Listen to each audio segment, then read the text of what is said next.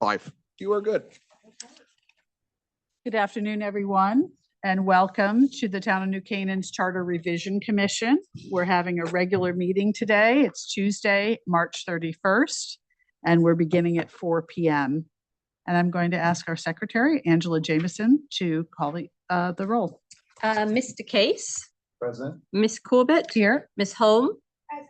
Miss Jameson. Present. Mr. Kimes. Present. Mr. Lampert. Here. Mr. Lebris. Here. Miss Neville. Here. Mr. Pallo. Here. Mr. Perrett. Here. Miss Willett. Yes. Online, you have Karen Willett, Laura. Made it. Good for her. Hi, Karen. And Madam Chair, online, you have Karen Willett, Laura D., and Peter Farhart. Okay, great. Welcome, everyone. Thank you. So we're going to begin with the minutes. I know I've got both listed here, 24th and 25th, but only the 24th was posted. And so we'll just vote on that this evening, and we'll do the 25th tomorrow. Did anybody have any comments or corrections? I actually have a question. So I see in the minutes there is Chair Corbett clarified the charter review process. If the CRC did not recommend a change to a specific section of the charter, there was no issue for the town council to put on the ballot. I also saw the email from Janet Fonts. Yep. Fonts, apologies. Yeah. Is the town attorney on? Is he coming? He should be. He is not yet, but when he is, I will let the group know. Some clarifications on what he was talking about and what his remarks were meant. I'm a little unclear as to what he was saying. Okay. And in regards to that piece of the minutes too. Not only the minutes, but also he actually put something in writing that we forwarded. I saw that. I saw that. That's what he responded to that email, I believe. Yes. Okay. So I had some questions on that. And that actually, that was Attorney Bloom.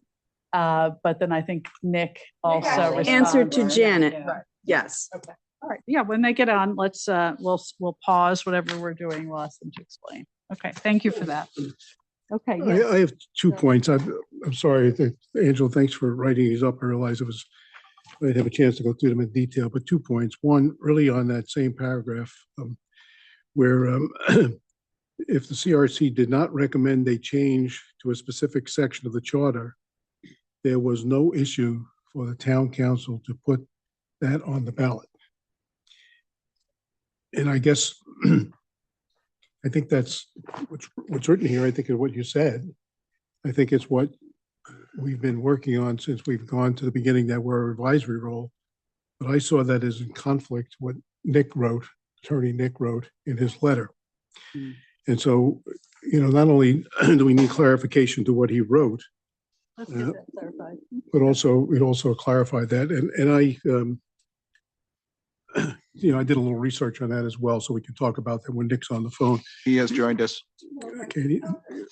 So, good afternoon, Nick. Can you hear us? He literally just joined, so he might be still stabilizing. There he is. Hello, everyone. We didn't let you take a pause right away. Welcome, Nick. So we just actually opened the meeting with minutes, and the question that has come before us is, and I don't know if you have those in front of you, but this was the March 24th minutes, and reference is it the second paragraph? That's the third paragraph under 3. Yep. So clarifying the charter review process, and then that's was communicated to us by Ira Bloom, and then you also responded to a question that came from Town Council member Janet Fonts. And just want to make sure that the language is correct in the minutes, and that if anybody has any questions about that particular that point, that essentially if it's not recommended by the Charter Revision Commission, if an issue is not recommended by the Charter Revision Commission to the Town Council, it's not going to appear on the ballot. And is that what you're asking for clarification on, or? Yes, I'm also asking for clarification that if an issue came up, or a recommendation, I should really call it, because we are an advisory entity. We're not actually a legislative entity or anything like that. We are actually. We're under state statute. That was Sorry. But, Okay. Mute your output.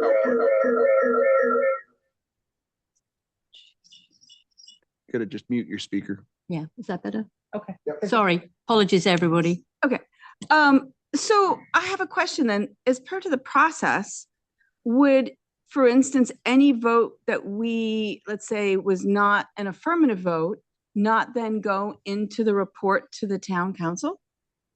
And would that not make it into the draft report that we're creating, which in turn would then be reviewed by town council? And could town council then, this is going to your response to Janet Fons, not bring up any issues that were not brought before that we bring to them? Nick? I mean, they could talk about whatever's in your draft report, but if there's no recommendation for a change, it's not going to the ballot. But they can make that recommendation. Right, they can make not? that recommendation, They can make what recommendation? any recommendation. No, I disagree with that. That was discussed 10 years ago in the They have to charter send it at back. length. They have to send it You have back to send They it have to back s- to to yeah, the commission. Yeah. but And if they the can- commission chooses not to, But if they we can do it a second initiate, time and right? send They it can to them, there's initiate. nothing they can do. That's my recollection. yeah, there were three Yeah. recommendations that the town council made 10 years ago. Changing things on publication, asking us to add. There's one other, and those are in the report. But if it would be something, if they came back, I think I understand where you're headed here. If there's something that they came with specific, we think that it should be that the pick one, the dog catcher should be an elected position. That if we choose not to take it, it's not going to go onto the ballot. If we If we choose not to choose take it on a to- return Correct. recommend, oh, That's really? I correct. don't Yeah. remember that. That's correct. Yeah, it has, we are under state statute. We make recommendations and so forth, and unless those recommendations are made to be put on the ballot, they will not be put on the ballot. And Nick, correct me if I got any of that wrong, but that's how it's been. Interesting, because I actually called the Secretary of State and spoke to an attorney there. And he gave somewhat different advice and different guidance. His gentleman by the name of Lewis Button. And basically said that the town council could. There was nothing in statute that prevented them from doing that. They can take our recommendations or not take our recommendations. And that's basically at their discretion. But they can put forward things on the ballot that they vote on. Well, they can also choose not to put. True, anything forward, But so I think that's- that somewhat contradicts some of the advice that we've gotten. Yeah. You're referencing, Jennifer, you're referencing a random staff attorney at the Secretary of State's office who has no understanding of the New Canaan Charter #1, maybe has some understanding of the very specific and nuanced statutory process for charter revision. And I mean, so you're certainly within your right to call up the Secretary of State. You have a response from both I and my partner, Ira Bloom, who we've been retained as your counsel. So I mean, lawyers could disagree, but I am not confident in whatever opinion you receive from this person at the Secretary of State. I mean, we are very clearly reading the language of the law as it applies to you. We've also consulted with other attorneys, including Steve Mednick, who literally does this as his main job, and he agreed with us. So that's our opinion. And I appreciate your opinion, but I think there was some contrary opinions out there after I spoke to the Secretary of State. Nick, when you went to that attorney outside, was that on this issue? I mean, was it? Yes, was this it- very so- issue, Bill. Was Yeah. it so unclear? Was it so unclear in your mind that you had to consult? And I don't mean that. I'm just trying to understand, because if No, it's unclear enough that I expected and anticipated this sort of pushback So to whatever extent I could deliver a response that says, you know what, we're not just in a silo here. We're trying to go who folks who do this a lot, like we do, but also have experience beyond what we do. If I may ask a question, what statute or section of the charter that you were referring to? You said statutes and charter, that there would be a need for familiarity. So where in the charter would we look to see what the staff attorney may have not known? Or where in the statute would we look to see what the staff attorney would not have known? Yeah, Which of the- primarily the statutes are 7-188 and 7-190. There's a bunch of subsections, all of which inform your process here. As Todd Lampert. Yeah, I'm just not sure why we're concerned with what town council ends up doing, whether it's legal or not legal. Our job is to make recommendations. We're not charged with policing town council, what they do. That's somebody else's job. We just make recommendations. And they'll As far have- as I see it, I'm And like, they'll have legal review. and if they themselves. choose to recommend that it go to the town for vote, they do it. And if they don't, they don't. And then other people can fight that. But our job, as I see it, is to make recommendations. And then they can do what they're supposed to do with it. And they can get their advice as to what they're allowed to do. But why are we concerned with what they do? I respect what Todd's saying about that. And I guess I was surprised when I saw the email on Sunday, like, oh, I sort of viewed as someone writing an email to the council for the CRC, although I recognize they're doing both. So it's like, I stepped back from it a little bit and caused me to focus on it. And caused me to focus on, we've been talking about being an advisor. And so like, I was a bit confused why someone cared. Was this really important? So if it's important, maybe I ought to focus on it. So from that standpoint. So I just think that it's an important enough point. We should give Nick and Ira a chance to go back and take a look at it. Maybe talk to the state and maybe understand it, but also really understand what it is we're trying to do. Because I thought we really tried to do was get to the right answer here. And if we're, and the process we use should get the right answer. So I had another. We've given our answer. I'm confused what's coming back to us now. Okay, no problem.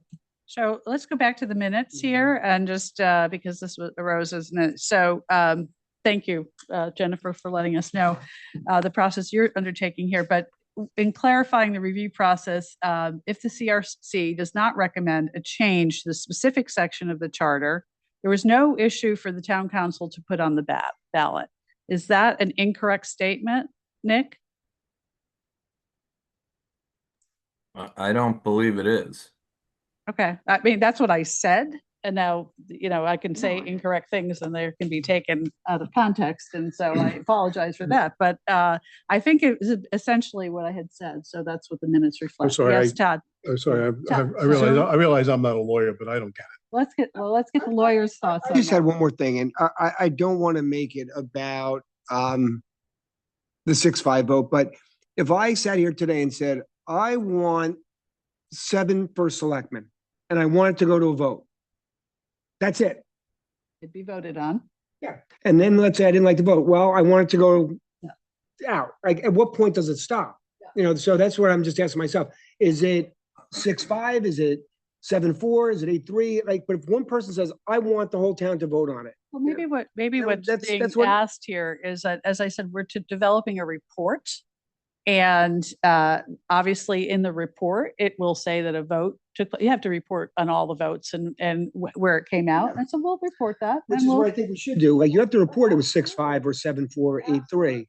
And remember the work that we all did together collectively on the pros for elected and the pros for appointed. That body of work will become part of the report as well. Things that we had considered as part of our own deliberations, and then the final vote. And then the town council gets, my understanding is we're just advisor, but town council at the end of the day I does. don't know why everyone keeps using the word, we're just advisors, so it's, we are commissioned, which under state statutes, we are required to go through a review process of the charter. And then in a draft report, make recommendations to the town council, which they will also review. They will also have a public hearing. They will also have council to answer any questions that they may have. And then should they have any changes to what our recommendations may be, they'll come back to us. That's what I thought. We'll review it as a body. We'll say, we're the ones who create the final report. Now, ultimately, whether any recommendations that we say, we recommend that this goes onto the ballot, they will ultimately decide what goes on the ballot or not. The things, I'm sorry, Based but do on things our necessarily need to go on a ballot, or could they just adopt them? Or does it have to go on the Has to go ballot? on a ballot. It does have to go on the If there's ballot. a change in the charter, it has to go on the ballot. Even small editorial didn't things know that we're that. All right, making, it right. goes on the ballot. There you go. Yeah. Okay. How it's denoted on the ballot, there's a lot of leeway with the. Look town at council for that. the last report from 10 years ago. There were 5 issues on the ballot. One was sort of a catch-all of all of the things that we are in the process of editing, and that also had to be voted on the ballot. Yes, Bill. So I'm going back to the minutes now, changing subject. I must admit, we had 2 meetings last and I didn't get a chance to go. I just got these today.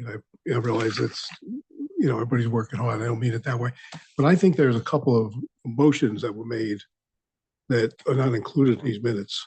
And so I, for one. Well, why don't we do this? Why don't you make your suggestions? I will. We'll take those in.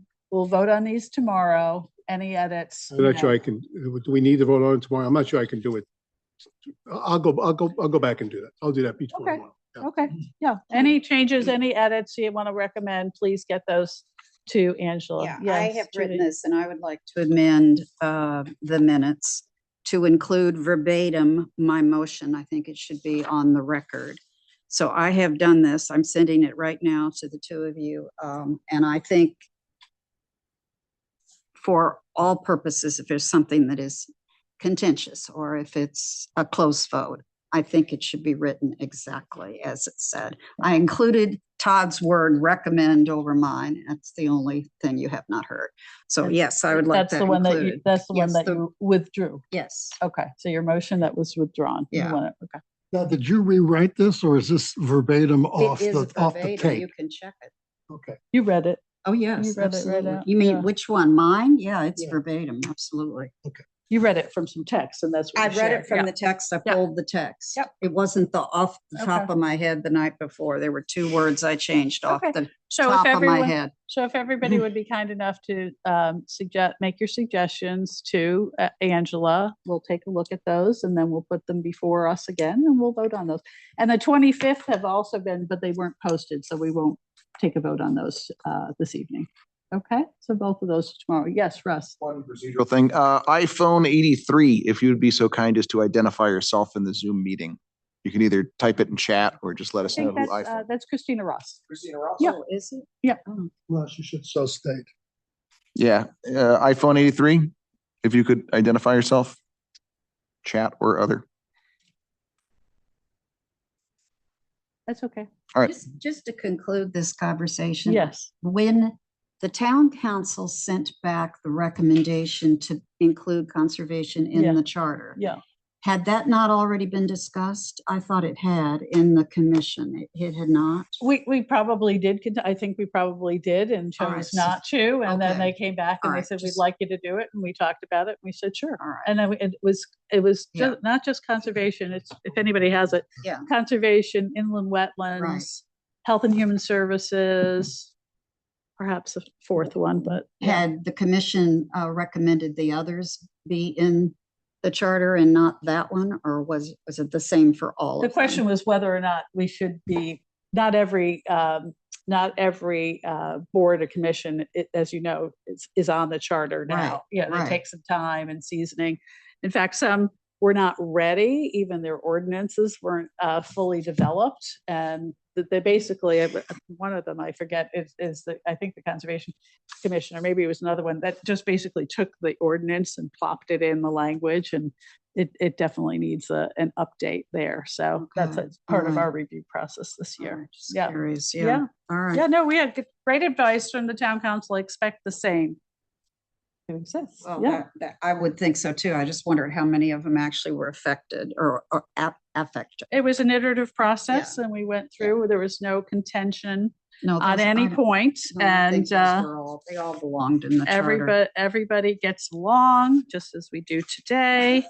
And let's move on because we've just spent the last 20 minutes on the Well, it minutes. takes time. Okay, so let's get into the actual article review. And the last at our last meeting, the last topic that we discussed, and I suggest that we bring that up now because we can just follow on with the same conversation that we had and perhaps take a vote on that. And that's on the term limits. And we have a couple of pieces of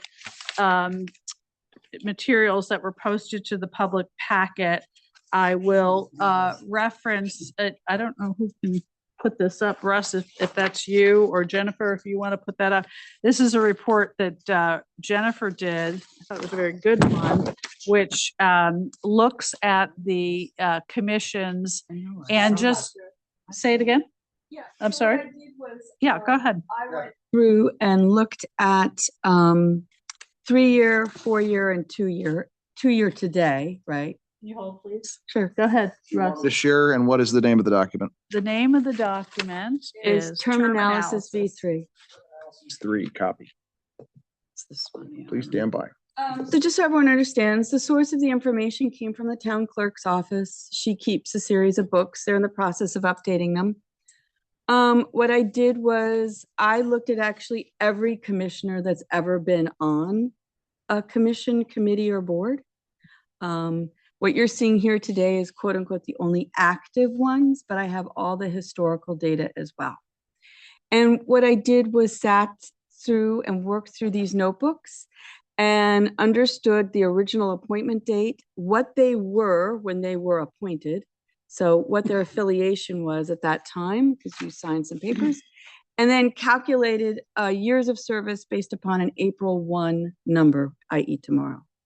So this is how long, for instance, just to pick one out, John Engel has been 4.2 years on planning and zoning, for example, and did that for all commissions, including 4 and 5, and then current 2s, which would also be, for instance, like ZBA, which I know we're looking to change.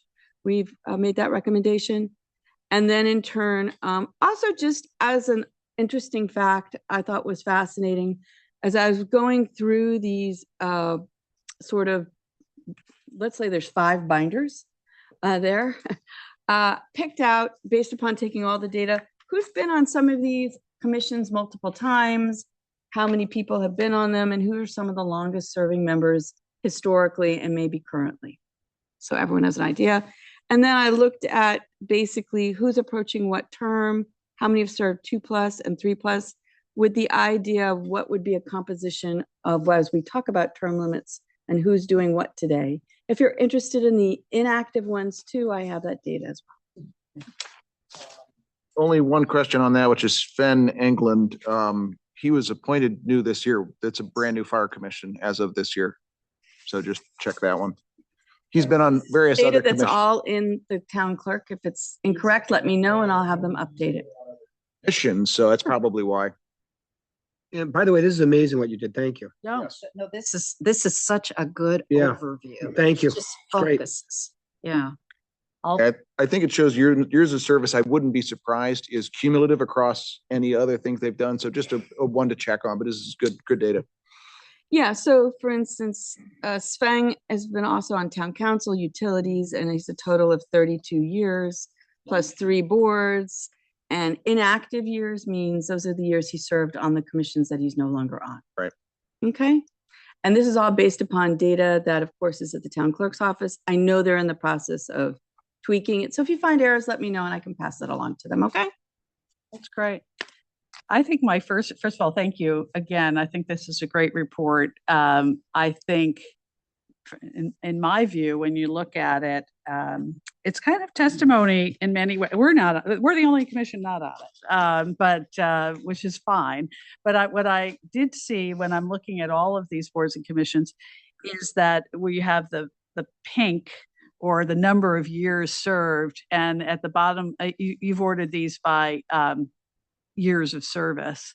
And what it looks like is a wonderful mix, if you will, of a balance between those senior members of those commissions and the newest members of the commission.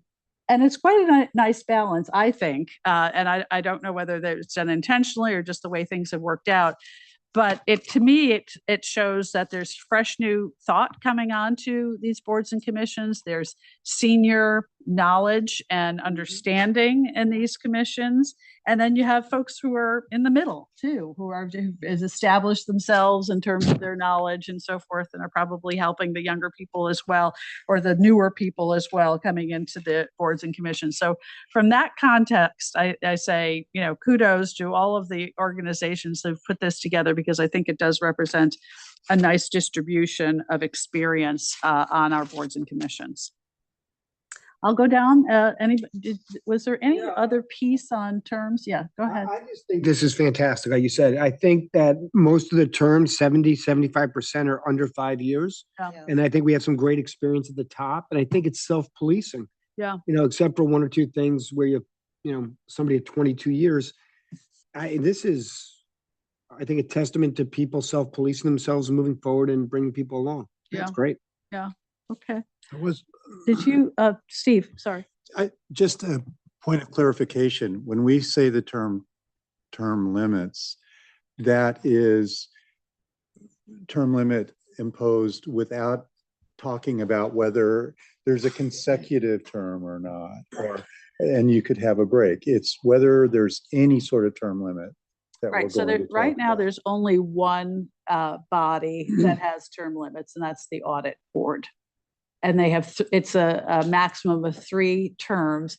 And I don't know, correct me if I'm wrong, I don't know whether they say that there's a specific, you can roll off and come back on after a term. There's not. It says nothing. You're done. So we would have to clarify that if we retain that. And the rationale was that The rationale back then, 10 years ago, when it was first formed, is should this be almost like where you have an audit, and correct me if I'm wrong, Billy, because you're the one who was chairman of that. But the rationale is, I remember Kevin actually reported this at the Group 1 meeting, I believe, saying that, audit partners rotate every so often, and should we consider that for the audit committee?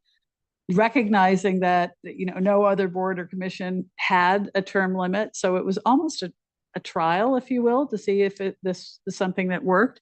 Bill, you have experienced it, and do you think it worked as it was intended, or could it have been better? Look, everything in life can always be better, right? Yeah. But I mean, fundamentally, it was a great idea that you and Kevin had, 10 years ago, and it, functions very, very well, and we need to be very careful not to water it down. Yeah. Okay, good. All right. Good. Thank you for that. Well, and I guess I could say that's appealing to me too. Yeah. The idea of a maximum Introducing it. number, and then the cumulative experience you gain, you roll off for a term and come back on. I know in other local volunteer boards, that's happened to me. Me too. Yeah. So, Yeah. okay. Yeah. That's for not all sure. bad either. Yeah.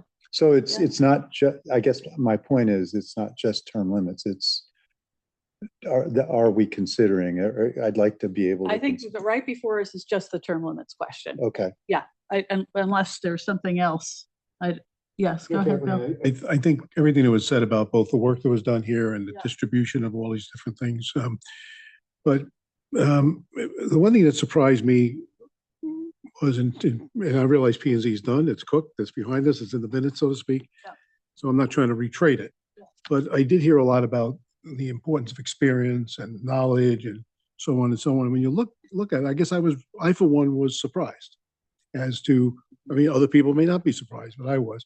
No. You go to the Board of Finance, and I think that's more consistent with what they've articulated in terms of their experience and so on. Not to change the vote, but I think a clear articulation as to what the town's trying to accomplish here, and a clear documentation of that at some place, whether that's here or at the town council, I think would be important. Yes, Angela. So I'd just like to make the point that effective limitations on terms can be achieved in different ways. One would be to have a term limit in the charter. Another is through the reappointment process, and that does occur already. So when someone's term is coming up, it could happen in two ways. The first selectman could have a quiet word with the person that's perhaps been on there a bit too long on a particular board or commission. And or if it goes to the Board of Selectmen, there could be discussion at the Board of Selectmen's meeting about that. I think the former is rather nicer way of handling it, but this does happen. There have been people who've been, nicely touched on the shoulder. The late great Keith Ritchie, for example, was chair of Parking Commission for 20 years, and under the tenure of Kevin Moynihan, he was, if you like, repurposed to go and serve on Parks and Rec. So it has happened. I could give other examples. Judy Dunn, who was chair of Health and Human Services, Francesca Segalis, who was a member of Parks and Rec. It is happening, but it's happening, in a conversation between the first selectman and the individual. And Yes, Russ. well, just to compound on that, most recently, as I was alluding to previously, the entire fire commission. I mean, both the Republicans and the Democrat, it was a complete flip of that commission with new staff who had not actually served in that commission at all. So new perspectives. Was there any other material? Joe, did you post something about term limits? I might be forgetting. No, I was there- posted something on Town Clerk. Okay. Was there any other materials on term limits that Yeah, were? I did it. I remember we went through it last time. We talked about other towns and what they do too. At the end, we do have towns that do 2 terms, consecutive terms. You come off, you can wait 1 year to go back, which seemed to be good in the sense that it regulated it. You could go back to wherever, or you could go to a new commission. But there were there were other towns, I think at the end of that report, that actually did this for certain positions, or in terms of 2 of them, they did it for appointed positions in general, which seemed to be a healthy mix. What was the distribution of that? Or did most towns have term limits or not? I'm forgetting what your report said. Well, let's be honest, most towns around us elect people too on some of these boards and commissions. So that isn't actually applicable, and some are going to, for instance, like the wetlands, Richfield has now gone elected. There's a tide to go elected. Of course, they don't need then term limits, the voters doing it. Right. Yeah. Right. Did you have something, Steve, on term limits? I had just posted some sources on the first selectman and. Yeah, how I saw long that. they- Yeah. Yeah. And not that's been posted, I just did my own research. And what's your takeaway? In general? I did post it. Yes. Yeah, That I was- posted oh, it. Yeah. That's the new one? Okay. That was Oh, the all right. that was the term limit of a mayor and a first selectman. Oh, I And- saw that. And, Yeah, and okay. I forget, 135 towns have 2-year terms and 34 have 4-year terms. I thought that was good stuff. Good. Yeah. 40 plus the 134. Say it again. Sorry. 130. 135 towns have it for 2-year terms. Okay. 34 towns have it for 4-year terms. But that's for this first selectman, For the correct? first For the first selectman. selectman, Right. yes. That's about Right. right. Yeah. That Yeah. makes sense, yeah. Yep. But so just getting back to just the theme of term limits and whether or not we want to incorporate them into, I guess, let's just, I think, say yes or no. And then if it's a yes vote that we want to do term limits, then let's discuss how long, right, the term. Does that work for everybody? It's hard to see. I apologize. I keep turning my neck. Yeah, please. Have we concluded, or are we going to discuss Mhm. who should appoint the people that are appointed? We're going to go through Irrespective of that. the term. That's a separate one. Yep. We're definitely going to do, we haven't done it yet, but yes, we're, And because, one of the things that March concerns me, I tend to be a little bit more checks and balances, right? Yep.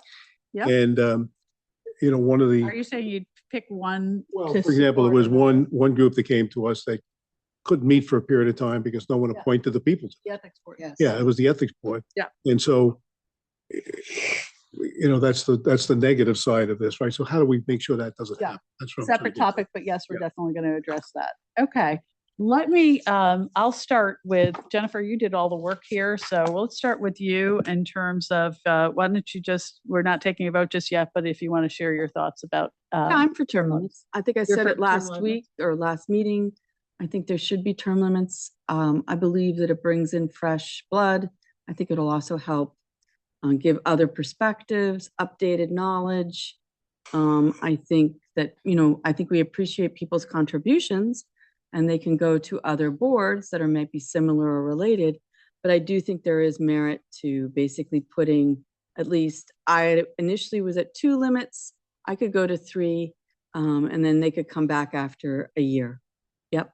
So we'll write that down. So you have, yes, term limits. Yep. And you're looking 2 or 3 terms. Yep. right? And with the mechanism that I think we have to discuss the mechanism of, well, is it, are you 2 and done or 2 pause 1 year back? That's important. And what's your position? I could see 2, 3 pause 1 year back if you need be. Yep. You taking notes on this? Yep, I Okay, am. Great, thank you. Jennifer, Mr. still Tello. all the good lines, but, You have your time of your own too. Go ahead. no, I'd be in favor of term limits primarily because I think it's a rapidly changing environment Mhm. at the technology level, at the state legislative level. And therefore, I think faster refreshing rate is more important. I would think 2 is good, 3 is okay in terms of terms. And I think there's room there to sort of work that out. So I'm in favor. I vote yes. We'll cast the votes, but just, okay, thank you. Steve?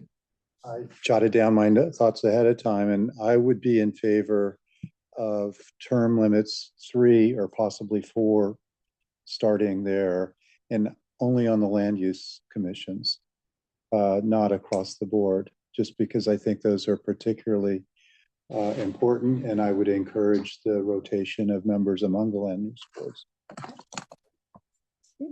I'm on the fence. I'm joining you on the Well, fence.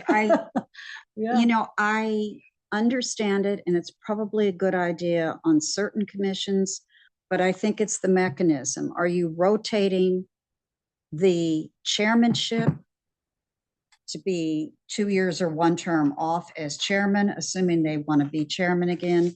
Same thing for an appointment of someone who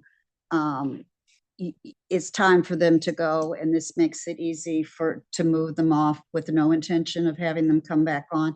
There's so many nuances to this that it's not black and white to me, and it really depends on the commission, the person, the first selectman. If you've got 30 plus people who have not been reappointed, are they all going to be subject to this decision in the charter change in the fall? Does that wipe out? I mean, there's a lot of things to think about here that aren't just, oh yeah, you get fresh blood, and yes, people get stale, or they've stayed too long and they're tired of them. There's just a lot more to it than that. So Unintended consequences. So I think it needs a really broad discussion if we vote for term limits in the context and the mechanics and the chairmanship, all of the above. Okay. So could I just clarify, what should I put down as your vote? We're not voting yet, are we? Decided yet. We haven't Okay. voted. She gave us what she. Okay. wants to I give. said I'm on the fence. I'm Yep, not yep. sure. There's no votes taking place right now. We're just commenting. Okay, I'm very gonna good. I'm going to go to the other end. Russ? Okay. Honestly, I'm not there yet on changing it. I came in actually kind of supportive just with but now as I've learned more, especially with regards to the potential loss of experience of your more senior commissioners, board, whatever, and the potential lack of candidates. I think we've seen that across the spectrum, people don't volunteer like they used to. They don't necessarily participate. We're very fortunate in New Canaan. We have an incredible core of people, but I worry about that. And I worry if we're not solving the real, what I think, just my opinion, is the real issue, which is transparency in the process, which is I would say we should put it in the charter, the highest law of the land, that openings for commissions, all of these should be posted as vacancies and applicable via anyone in the town. And there you're actually solving two problems. You're creating transparency and increasing or lowering the bar or increasing the ease for people to be able to serve. Mhm. Good, thank you. Todd? Yeah, I really, I'm usually not at a loss for words, but I really agree with that. Look, I think this chart shows that very few people abuse the system and stay too long. And I think your first term, you're never ready to be chair. Second term, probably not either. So by the time the third comes around, you're ready to be chair of one of these commissions, because there's a lot of work there. You should be at least able to sit for two. So I don't mind term limits, but I would put it at 4 if we're gonna put term limits. But I'm with you. I'm gonna say I don't see enough to change it yet, although I'm not offended by changing it. And if I was gonna change it, I'd recommend 4. That's sort of where I come at it, and full transparency. Yeah, Yeah, somehow yeah. put that mechanism Yeah, in. we have to get that in there. Bill? I don't disagree with either Todd or Russ have said, fundamentally the right direction. Transparency is really important. I've served on only 3 commissions or committees in the town, but I've served on boards and committees, for 20 years corporate. And one of the things that is totally stifling to the members is when you have a senior person or two that's been there forever. Yeah. And you're the kid that comes on the committee, even if you're 60 years old, the kid, and you sort of can't get through I served on one of those boards, and after fighting it for 2 years or 3 years, the person, public information, was voted the worst director in the United States. Which one, the senior one or the junior one? Senior one. The senior. Which one, hon? The senior one was Senior. voted the So most. the person that was blocking everything had been there forever. So what I'm concerned is that, is it 2, is it 3? There's got to be some point at which you say, okay, it's time to move on, and just to help the process moving on. Sure. And, but fundamentally, directionally, I agree. I just wanted, and I'm going back. I do like that we put a new first selectman every 2 years. We have that choice. That's what we vote on. And that, I would like to see that person take charge of what should be happening. That's the first selectman's job. Like, you've been here 14 years. I want you to transition out. And I think we get to vote on that. And I don't want to take that authority away from a first selectman, whether or not I vote for that first selectman or not. That's the person running the town. But I would like it to do it in the most transparent way possible, so that it's not behind closed doors. So for me, that's why I'm sort of against it, but I'm okay with it. Yeah, like you said. Okay with it. Okay, no, that's good. I love it. Okay. Bill, Chris Labrise. Well, if we did have term limits,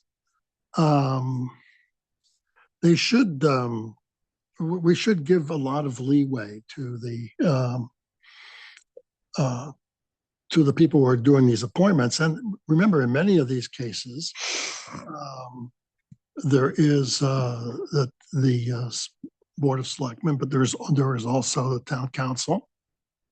And clearly what this speaks to is the need to make these appointments, the process needs to be reviewed, and that's been mentioned by a few colleagues here on the commission. And really this goes hand in glove with the need for term limits. So I would err on the side of several, 3, 4 terms perhaps.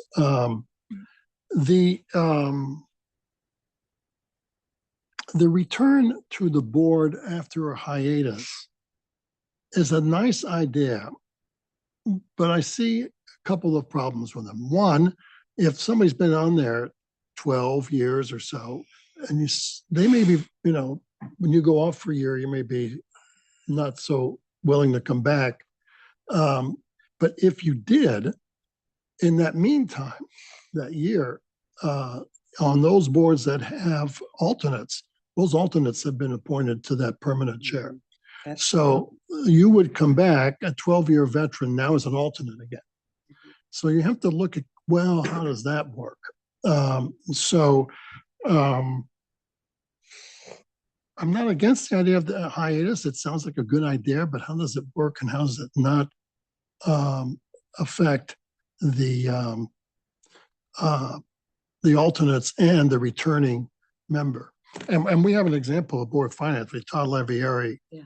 has been twice the Board of Finance. Somehow that got missed in your statistics, Jennifer. But the second time around, he was asked to come back specifically to be the chair.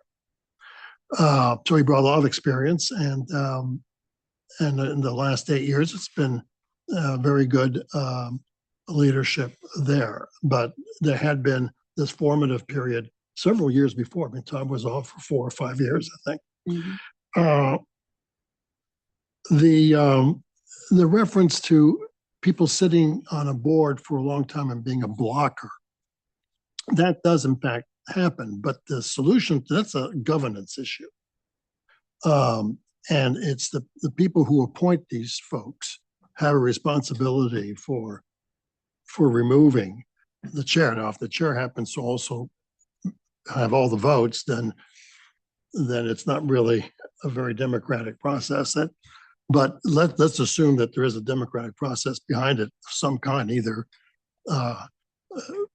whatever it is. Then if somebody's really being an impediment to the proper functioning of a board, there are ways to remove that person, either through direct action from a conversation between the first selectman and during the review process at town council, and the vote. Town council can vote no.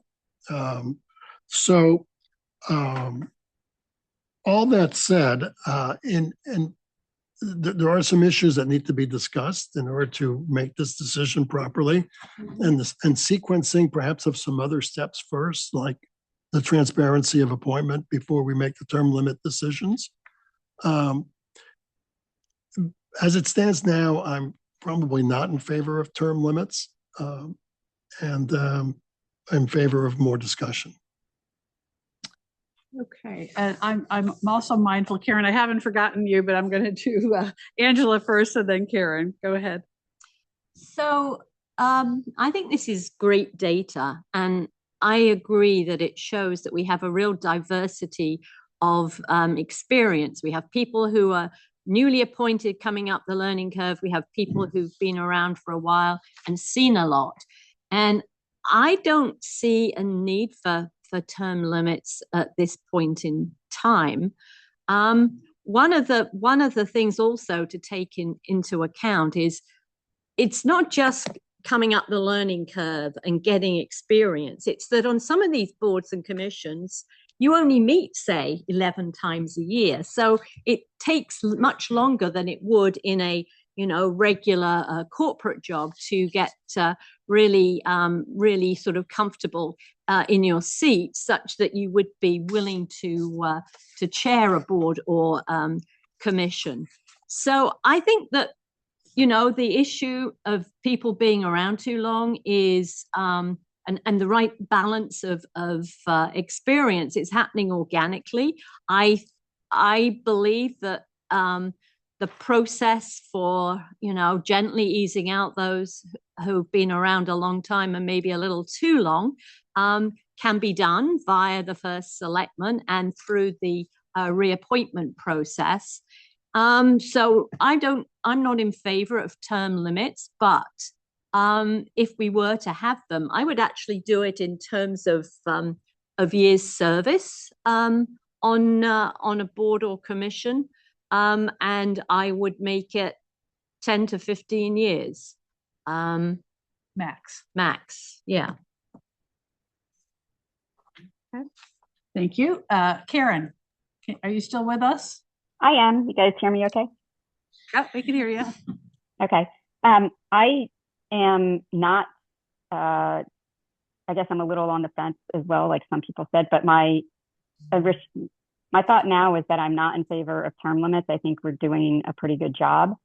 If they are, I would say a long term, I would have no qualms with setting the term at 12 to 15 years, however many terms that ends up being. What I think is more important is a rotation in the chair to achieve what I think the people who are interested in term limits most want to achieve. I think the chair is the chairmanship is the more important part of it. And I wouldn't necessarily recommend that for all boards, but maybe, you know, the land use boards, maybe the Board of Finance, to have that chair rotate every, you know, maybe it's 5 years. I don't know what the right number is, but I think that's more important. That's it. Okay, thank you, Karen. Let me just say that I joined several people on the fence. And I will say from my own experience, and I look at all these boards and commissions, I've personally have never served more than 4 years. I filled a term and then I've given the opportunity to somebody, I've moved on to do something else or given the opportunity to somebody else to participate, because I think what's probably not on this list, and Jennifer, I know you've done a lot of work on this, is all the people who have been on and who have come off.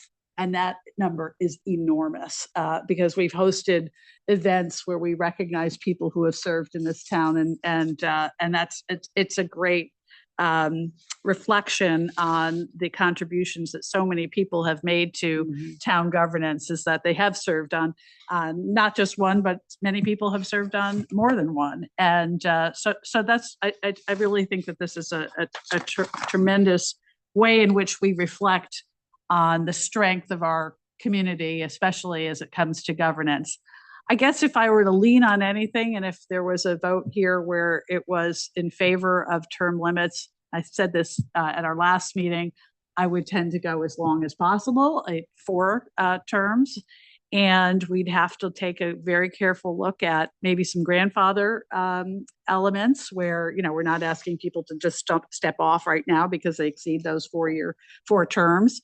So that will have to, if we move in that direction, which I'm not sure where I'm going to come out on that, it would have to be very carefully thought of. And I don't think any one of us is against making sure that the process of appointing people is well improved over where nobody, I mean, I think if we were to vote on that, I think we'd have to be unanimous and just moving to, you're going to disagree with me on that? No, I'm going to suggest, I thought Chris said it well, we should, you know, picking up when Russ was, we should spend time talking about it because that's an important issue. We should drive to it and then we can vote on the rest of it. Yeah, well, I think that whole process of appointment and having people submit their level of interest, et cetera, we will take that under consideration. I think if everybody agrees, it will be part of our recommendations and perhaps some very specific wording changes in the charter to address that. So let me just say, again, I probably lean to it's fine as is. However, I would support if there was going to be a consensus here about term limits. And I haven't mentally done the count here. I have no idea where it came out, but I would say longer is better. But somebody just raised their hand over here. Forgive me. Could I ask Steve Case, could you just sort of expound a bit on what you were talking about in terms of just certain boards? Oh, yeah. Sure. What your thinking was behind that? I mean, I think the land use boards have the biggest impact on the people throughout the community, and that those boards having fresh blood on those boards is always going to be a good thing. So those boards would be P&Z, ZBA, wetlands, anything else? That's what I know. Okay, those 3. Okay. Those 3. That the ones that are appointed at this point. Those that are appointed. Right. I didn't know what he was defining as land use. Okay. Yeah. Not the Conservation Commission, which deals with open space, for instance. Okay, got it. Okay. Kathleen, can we just try to pick off a couple of 5 or 10, 2 or 3 things we could agree on, and then maybe charge somebody? Yeah. And picking up on Steve's point, as you drive down on it, if you know, I'm not finding out, defining how the audit committee is appointed. And, you know, that committee might be different than others, might keep it exactly the same way, but I'm not sure it's good for the first select person, whomever it is, right? It'll be different. Should be able to sort of fire the audit committee. That's sort of counter-directional. Right. Well, I don't think they can now. Yeah, just so as we talk about it. So we Well, probably came have up. to, every committee is not probably created equal in that regard. Yeah. Yeah. So I think Bill raises a point where the audit committee, the Board of Finance, and the ethics board, I believe, all go through their process of appointment Board of Selectmen, and then the town council. And this body has discussed possibly making, and I saw it in whatever group submitted it, making the Board of P and Z also be part of that process. So go through the Board of Selectmen and adding the town council. And I'm not opposed to that. I think that has merit. I forget which group said that, but it makes sense. Let's vote right now. Let's go through the process now. Term limits, those are other points we want to take up. Yeah. And so term limits, and I can use everyone's help here to make sure we form the question correctly. But the proposal before us is all those who are in favor of imposing term limits, and here I'll take a pause and we'll say, let's start with term limits on land use boards first. Kathleen, just, Yeah. I just, the only thing I just was wondering, Yes. if we got the disclosures right and the protocols right that Russ talked Yes. about, it might, term limits might become less important. We might not even have to vote on it. I'm focused on the process. So Bill is raising, tell me if I've got this right, Bill. Bill's raising, let's get the appointment process right in terms of where we might agree on how one applies, who's responsible for voting on the appointments, et cetera. If you don't appoint within a certain period of time, does it go to the town council, et cetera? And if those were put in place, in such a way that you felt, okay, we've got a good process here in terms of appointments, maybe I'm not inclined to introduce term limits. Is that what I'm hearing?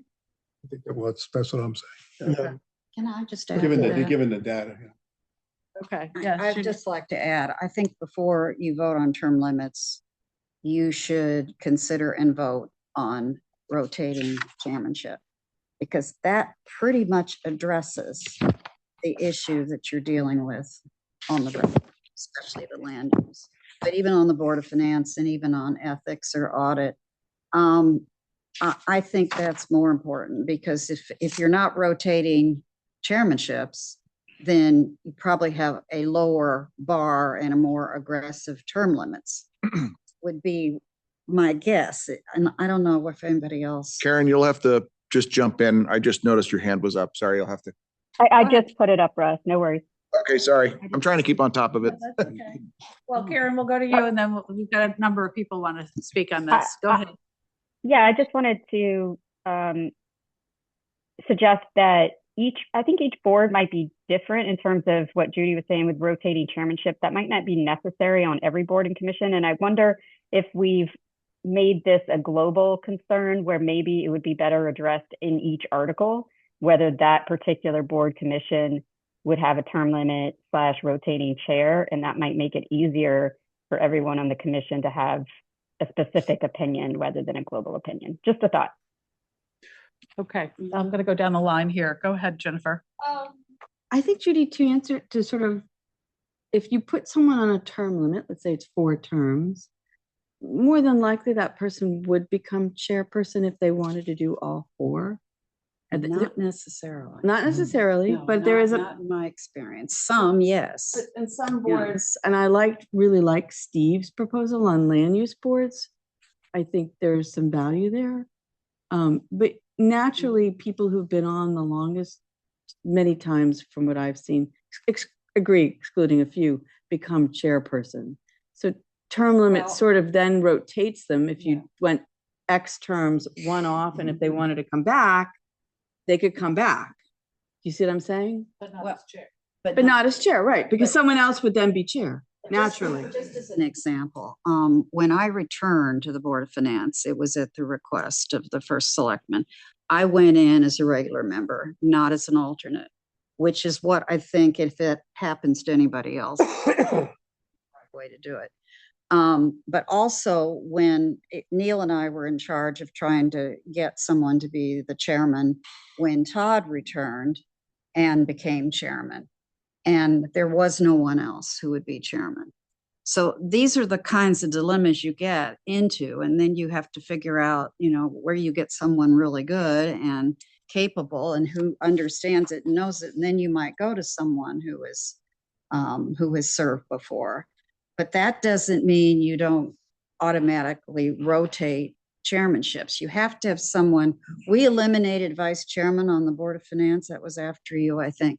But I had a vice chairman. I had someone that could step in. It was never in if- the charter, though. No, it wasn't. just You're in the right. It yeah. was in our own, and Yeah, then bylaws. we took it out. Yeah. But maybe that needs to go back in. So I mean, that's another so I possibility. didn't want to skip over anybody here, but, Yeah. and before we come, Yeah. if I could just maybe share, Sure, just to respond to some of those. So remember that each board also has its own bylaws too. So, I mean, it doesn't, these don't have to be embodied in a charter, particularly if the board or commission is operating under its own set of bylaws. So be mindful of that. Second, I do think that if I read if I'm interpreting the language correctly, when the first day of December, when the bodies come together, and they then elect their chairman.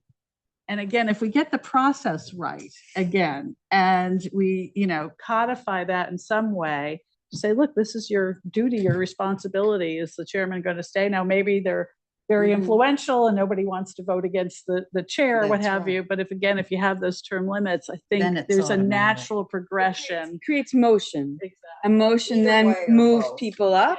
Yeah. But it doesn't prevent, Judy, to your point, Yeah. someone coming brand new to a board, Yeah. let's say, and I happen to be an expert in 830G, right? And we're being inundated with 830G. You could, no matter what, elect me chairperson at that point, Yeah. right? Yeah. That allows that capability, but at least it keeps motion. Own in the boards and commissions. Yeah. But Angela, you might have a different view, and then Russ. Yeah, so a couple of points. I agree with Steve. The land use boards and commissions are obviously important, but for that reason, I think making sure that there are members of those commissions that have a lot of expertise is important. In the case of P&Z, they have to do a plan of conservation and development every 10 years, I think. So having a lot of experience on P&Z under your belt is probably a prerequisite to chair or be part of that. And then coming on to the question of rotating chairs, I'm not sure what problem we're solving for here. What problem do we think we have currently with the folks who are chairs? They've been voted on, it's voted on by the board or commission. And I must say, from my own experience from becoming chair, I speak less because as chair, what you're doing is organizing the meeting, making sure that everybody gets the opportunity to speak, and you're holding back on your own point of view. So why is it so important that we rotate the chair? It's also a lot more work to be chair, actually, than to be a member, because you really do have to come to meetings well prepared and have thought things through. Okay, can I carry on down? Russ, did you have one more comment? So and Nick can correct me but I have a version of a motion for the transparency. Good. And then we can change it and we can adjust it. I'm gonna leave it open enough because I think we're gonna need to fiddle the wording a bit because it's gonna be a section of the charter. But here's my best shot at this. So openings and reappointments for non-elected, so appointed commissions, committees, boards shall be posted by the clerk as well as on the town website in advance of their opening or reappointment. And the ability to apply shall be made available to the public via the town website or direct application to the town clerk. Or should it go to the first selectman? Probably just the first selectman. That's been the process of we have it now. As you articulated that, it just occurred to me, if I was up for reappointment on some board or commission, is that saying that because my position is up for reappointment, somebody else could apply and say, knock her off, et cetera? It's not an automatic when you're being reappointed. There can be some It's never an competition. automatic. Right, but there can be some competition. People don't generally know that there's a reappointment out there. So it's either someone gets reappointed Yeah. or they don't. That's my initial thought, because it opens up, it shows when those schedules are going. People can apply, and it's still the choice of the first selectman and the board of selectmen as to whether they do or don't, but it gives them a pool of people and transparency to when those slots are recycling. Angela.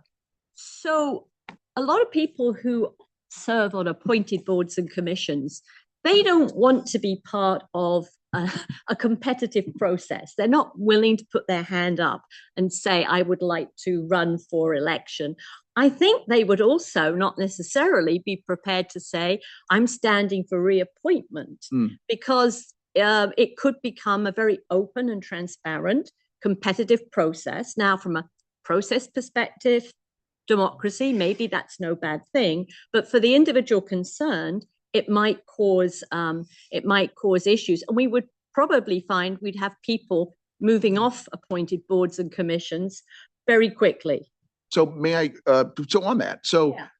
the fact that it goes to the first selectman directly anyways, it doesn't really change the mechanics or process. It's not posted, here's the list of people, here's what I'm thinking. Here's the list of all the people that have applied for the position. It all still goes to the first selectman, but it just creates transparency for the public that these are the times, the schedule, and when it's occurring without having to go digging to the town clerk. I don't think it applies undue or addition. This is my guess. Doesn't apply any additional pressure for an incumbent person on a board or council. It just kind of gives you an easier process for more options for the chief elected. It's enabling people to apply for a bench, if you will, Yeah. of candidates that may or may not serve if there's a vacancy that comes up for whatever reason. Your point is very fair, and definitely take what you're saying. You don't want to put additional pressure on an incumbent who's serving well, doing great, but it isn't an election. It's just sort of creating that base or that bench. I guess my concern with that is, and I do like the concept, is that could put undue workload on a first selectman. I mean, to the point where it becomes unbearable. That's fair. Because you do have people out there that maybe, I'll give an example, planning and zoning, because we have, contention here, right? You could have people that are unhappy and they're just going to send 20 people in, and then every time somebody's seat comes up, it's a mass problem for a first selectman, and it could create chaos. And how come I wasn't picked and I Yeah, raised so my hand? I'm and just I concerned don't? about taking a situation that's meant to do good and it all of a sudden being used as a political vehicle and it creating chaos. Can I offer another thought? Yes. A lot of our language regarding appointments of officers and so forth has language that says, yes, for the extent of the term, but then there's conditioning language that something to the tune of until a successor has been appointed. And I mean, that's purposefully in pretty much every charter I've ever seen, really to Todd's point, because sometimes the same person is just going to stay in the position, because there's no one else interested, no one else available. I get we're talking about this sort of runway for interested parties to sort of throw their hat into the ring. And I mean, that is something to think about, because getting volunteer buy-in could sometimes be like it's a lift. Like Todd said, for the first select person amongst everything else that they're trying to do in the administration. So I'm not, I just want to point out that there is language attached to these positions that in the event that there isn't a reappointment done at the express end of a term, so to speak, that language is specifically in there to allow for a little bit of breathing room. So if this commission is more inclined to say, hey, we don't want to give that sort of breathing room, then I think it goes along with more of the discussion we're hearing. But I just want to be clear that that language is in the charter. It's pretty commonplace, and it is there for a reason. Okay, thank you, Nick. Steve? Yeah, I just wanted to say, while I 100% endorse everything you're saying, I don't think this is a charter issue. And I know with one of the things that I was responsible for, there was a lot of detail in the section about what they should do in their job. And I just don't think we're giving instructions to how to make this more transparent. I don't think that's our role. I think our role is if there is a term limit, yay or nay, and if So we're gonna go, Joe, and then I do want to have that, want to understand where the consensus is, just broadly on term limits or not term limits. And then we'll get into the detail. Yes, I Joe. wanted to build on Russ's suggestion, which I thought was very good, that there be a defined window of time from the time it's posted to the time a decision is made, such as 30 days or a minimum of 30 days. It can't be the night before. Can't be the night before. Post it and then make an appointment the next night. I agree. Yeah. Should, yeah. I thought you were talking about the minutes.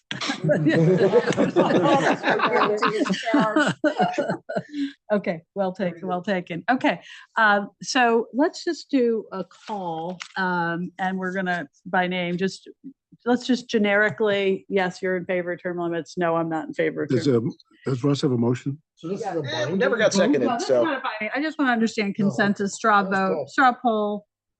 So it just, because I heard everybody, don't but think I we're didn't really ready. hear. We're not ready to commit that far without all these others in place. There's so many different caveats. I there's just so want to many know, I different, want to yeah. know term limits, yes or no, and then we'll sort of tweak the levers along the way in terms of, So okay. are we voting to say determine we whether wanna it's introduce- who on wants or to introduce- off? Yes, term limits, On or off term limits, Or the theme, term the limits. theme? Yeah, and then In we'll other start words, are we tweaking. killing it Motion. or are we It's going a to sense of the continue? board. It's a sense of the board. Sense of the The board. Yeah. sense of the Yeah. commission. It is Yeah. not a It's a vote. straw poll. Yeah. Yes. All And- right, and just from so that we're, sense, we can then dig down into more of the specifics about how many Yeah. terms, So et cetera. Are we going to have specifics developed? I mean, because I think that's the point, If because this is- if I'll vote one everyone- way if without everyone specifics, says no term limits, there's no further discussion. then we're done.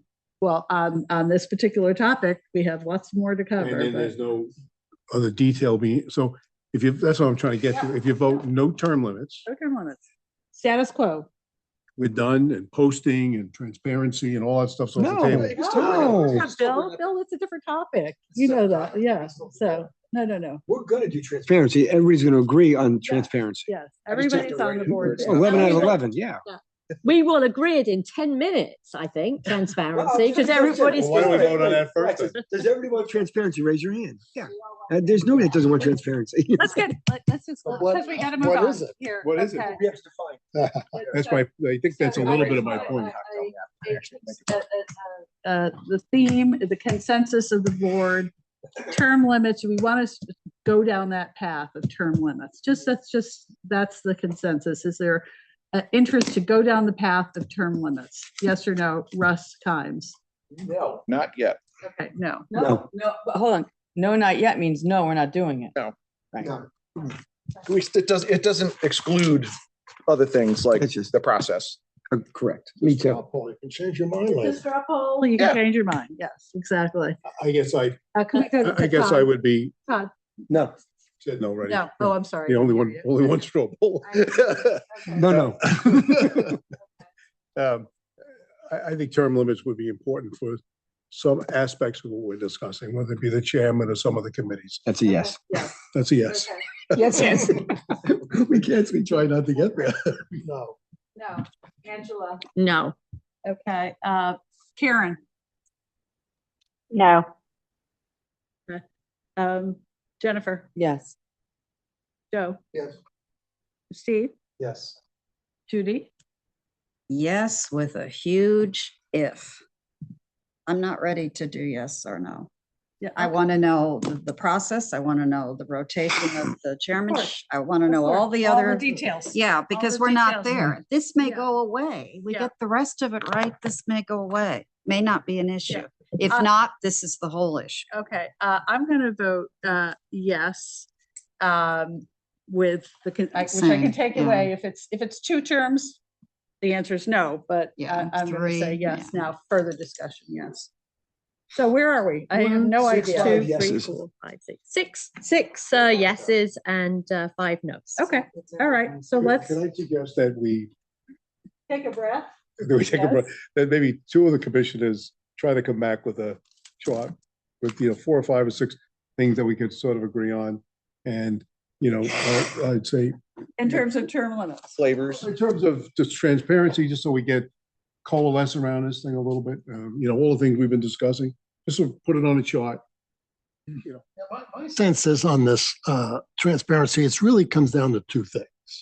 One is that throughout the charter, where it says that the appointment shall be made by the selectmen, first selectman, that be changed to the Board of Selectmen. I think we can It, make it that. actually already is Board of Selectmen. It says the Board of Selectmen. It says it throughout the thing. Yeah. And the second one is to say that appointments to a certain group of commissions, and I would say it's probably audit, P&Z, Board of Finance, and Ethics. And ZBA maybe. Maybe, but those are our four on my top of my head, have to be confirmed by the town council. All right, but time out. So these are proposals, right? To Kathleen's point. We need to put these on paper as proposal 1, 2, 3, 4, 5, and then have a further discussion. They go into the articles themselves. So in the case of P and Z, it would be, and these commissioners. There'll be an addition. Yeah, right. But We need to come up with proposals to talk about about term limits, right? Well, No, he's not term talking about limits. something So now it's different. transparency. He's talking about. And- he's and talking about the process. vote. Now we're talking about You're process. talking about the, Because once you know what the process is, then you can decide about term limits. Term limits may be completely irrelevant at that point. It may be at that point. That's what I said. That's Yeah. the whole point. I mean, It if may you make go these two away. reforms, Yeah.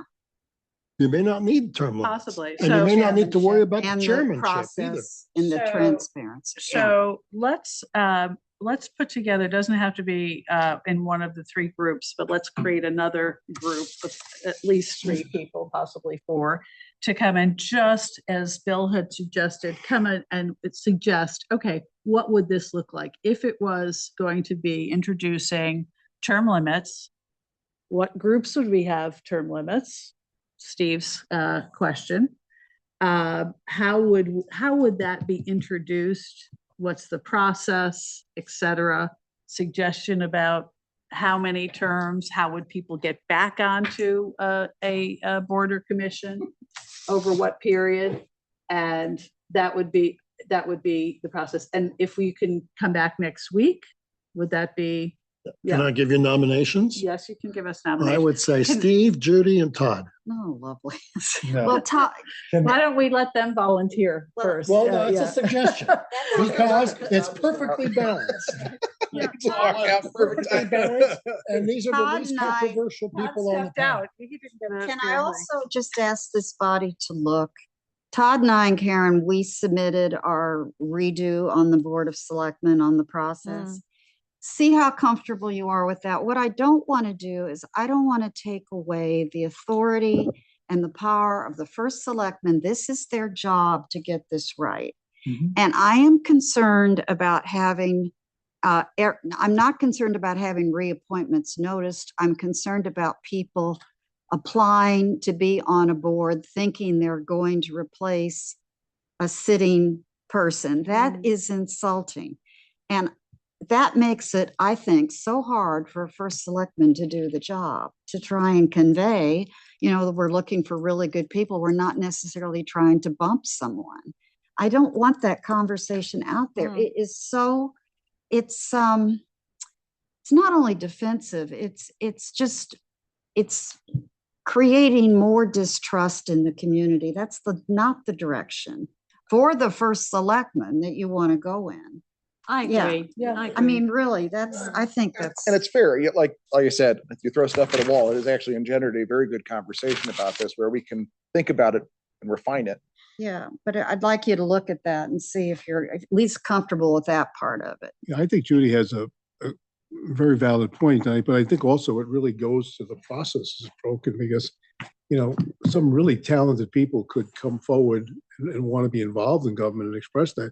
They could go on to a couple of different committees.